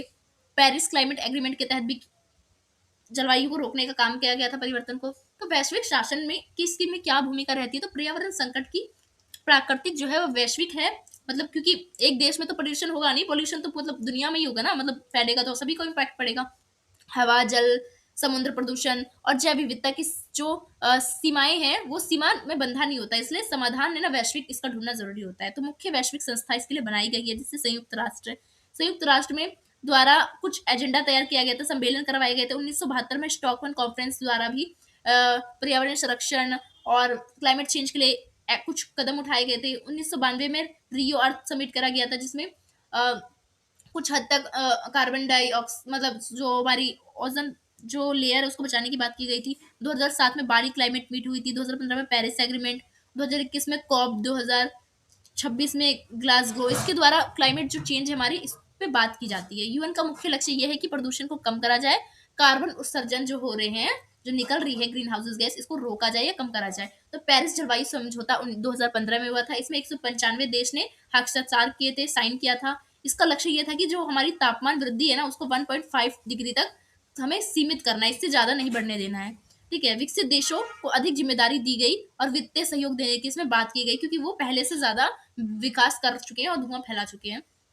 तो अंतरराष्ट्रीय वित्त तंत्र क्या होता है कि ग्रीन क्लाइमेट फंड होता है, जिसके लिए सभी देश फंड देते हैं इन समस्या को सुलझाने के लिए। विश्व बैंक और यूएनईपी परियोजनाएं द्वारा इसको सुलझाया जाता है। उनका उद्देश्य होता है कि गरीब और विकासशील देशों को आर्थिक सहायता दी जाए। गैर सरकारी संगठन जैसे एनजीओ द्वारा, जैसे green peas, WWF, world wild found nature द्वारा, IPPS, जो हमारा inter governmental panel of climate change है, इनके द्वारा क्या करा जाता है? ये संस्था जागरूक करती है लोगों को, अनुसंधान करती है, रिसर्च करती है और दबाव निर्माण जो है उसको कम करने का कार्य करती है। तो पर्यावरणीय राजनीतिक के सामने जो चुनौती आई है वो ये आई है कि औद्योगिक विकास बनाम पर्यावरण बन गया है, कि औद्योगिक विकास अब कैसे होगा जब पर्यावरण को संरक्षण करेंगे। तो इसके लिए विकास मॉडल की हमें जरूरत है। प्रदूषण आधारित हमें चीजें, हमें ज्ञान होना चाहिए। आर्थिक समानता कैसे लाया जाए, चुनौती है, क्योंकि गरीब देशों पर जलवायु का भार लग गया है कि अब हम धुआं फैलाएंगे तो हमें कोई बोलेगा और हम फिर कैसे हम अपना विकास करेंगे। वैसे ही राजनीतिक इच्छा शक्ति की कमी, समझौते होते हैं पर पालन नहीं हो पाते हैं। जैसे कि बहुत सारे सम्मेलन हुए। जलवायु पूंजीवाद, पर्यावरण को भी बाजार और मुनाफे का साधन माना गया है आजकल के दौर में। तो आलोचनात्मक परीक्षण इसका करें तो पश्चिम राष्ट्र स्वच्छ पर्यावरण की बात करते हैं, लेकिन आज भी सबसे अधिक प्रदूषण वही फैलाते हैं। कार्बन बाजार, कार्बन टैक्स जैसे उपाय जो है पूंजीपति हित की रक्षा में वो लोग कर रहे हैं। पर्यावरण संरक्षण को कभी कभी राजनीतिक दबाव, भू राजनीतिक नियंत्रण का साधन बना दिया जाता है और इसका समाधान नहीं हो पाता। तो निष्कर्ष में क्या लिखेंगे? पर्यावरण राजनीति इस बात को स्वीकार करती है कि पृथ्वी केवल मतलब संसाधन नहीं है, बल्कि एक साझा जीवन समुदाय है। जलवायु परिवर्तन, पर्यावरणीय अन्याय और अस्थिरता विकास में मानवता के लिए चेतावनी देता है कि भविष्य की दिशा में आप विकास करिए। विकास चाहिए लेकिन प्रकृति को देख के विकास करिए। सामाजिक न्याय करो लेकिन समानता के साथ करो। आर्थिक वृद्धि करो पर पृथ्वी का विनाश ना करो। यदि वैश्विक शासन पारदर्शी होगा, न्यायपूर्ण होगा, सहयोगी होगा, नैतिकता बनी रहेगी, तो कहीं ना कहीं समाज में संतुलन बना रहेगा। ठीक है, तो हमारा बस लास्ट क्वेश्चन बच जाता है, क्वेश्चन नंबर 12, जो कि हमने जो अभी क्वेश्चन करा उसी से रिलेटेड है कि राजनीतिक दायित्व पर्यावरण संरक्षण को क्यों आवश्यक बनाती है। इको फेमिनिज्म, पर्यावरण आंदोलन और इसकी नीति पर चर्चा कीजिए। तो ये क्वेश्चन मैं यहाँ पे स्किप कर दे रही हूँ, मैं आपको दिखा दे रही हूँ, आप स्क्रीनशॉट लेके लास्ट क्वेश्चन है इसको पढ़ लीजिएगा, क्योंकि वीडियो बहुत लंबी हो रही है और मुझे अदर सब्जेक्ट की भी वीडियोस बनानी है। बहुत ज़्यादा कमेंट्स आ रहे हैं तो मेरे पास टाइम नहीं है, फिर भी मैंने आपको करवा दिया। आप नोट्स परचेज करके पढ़ सकते हो। नोट्स में तो आपको सारे क्वेश्चन मिल जाएंगे, सारे आंसर्स मिल जाएंगे। हिंदी मीडियम में मिल जाएगा, इंग्लिश मीडियम में मिल जाएगा, तो आपके लिए इजी होगा। और आपको मैं हिंदी मीडियम में, इंग्लिश मीडियम में साथ साथ यूनिट, ऑल यूनिट्स की PDF भी दूंगी इसके साथ। अगर आप ये लोगे तो इसके साथ फ्री दे दूंगी मैं आपको। ठीक है वो तो आपका ये वीडियो होता है यहाँ पे ख़त्म। सो वीडियो अगर आपको अच्छी लगी हो तो प्लीज़ वीडियो को लाइक कीजिए, वीडियो को अपने दोस्तों, अपने कॉलेज ग्रुपों में ज़्यादा से ज़्यादा जिसको ज़रूरत है इस वीडियो को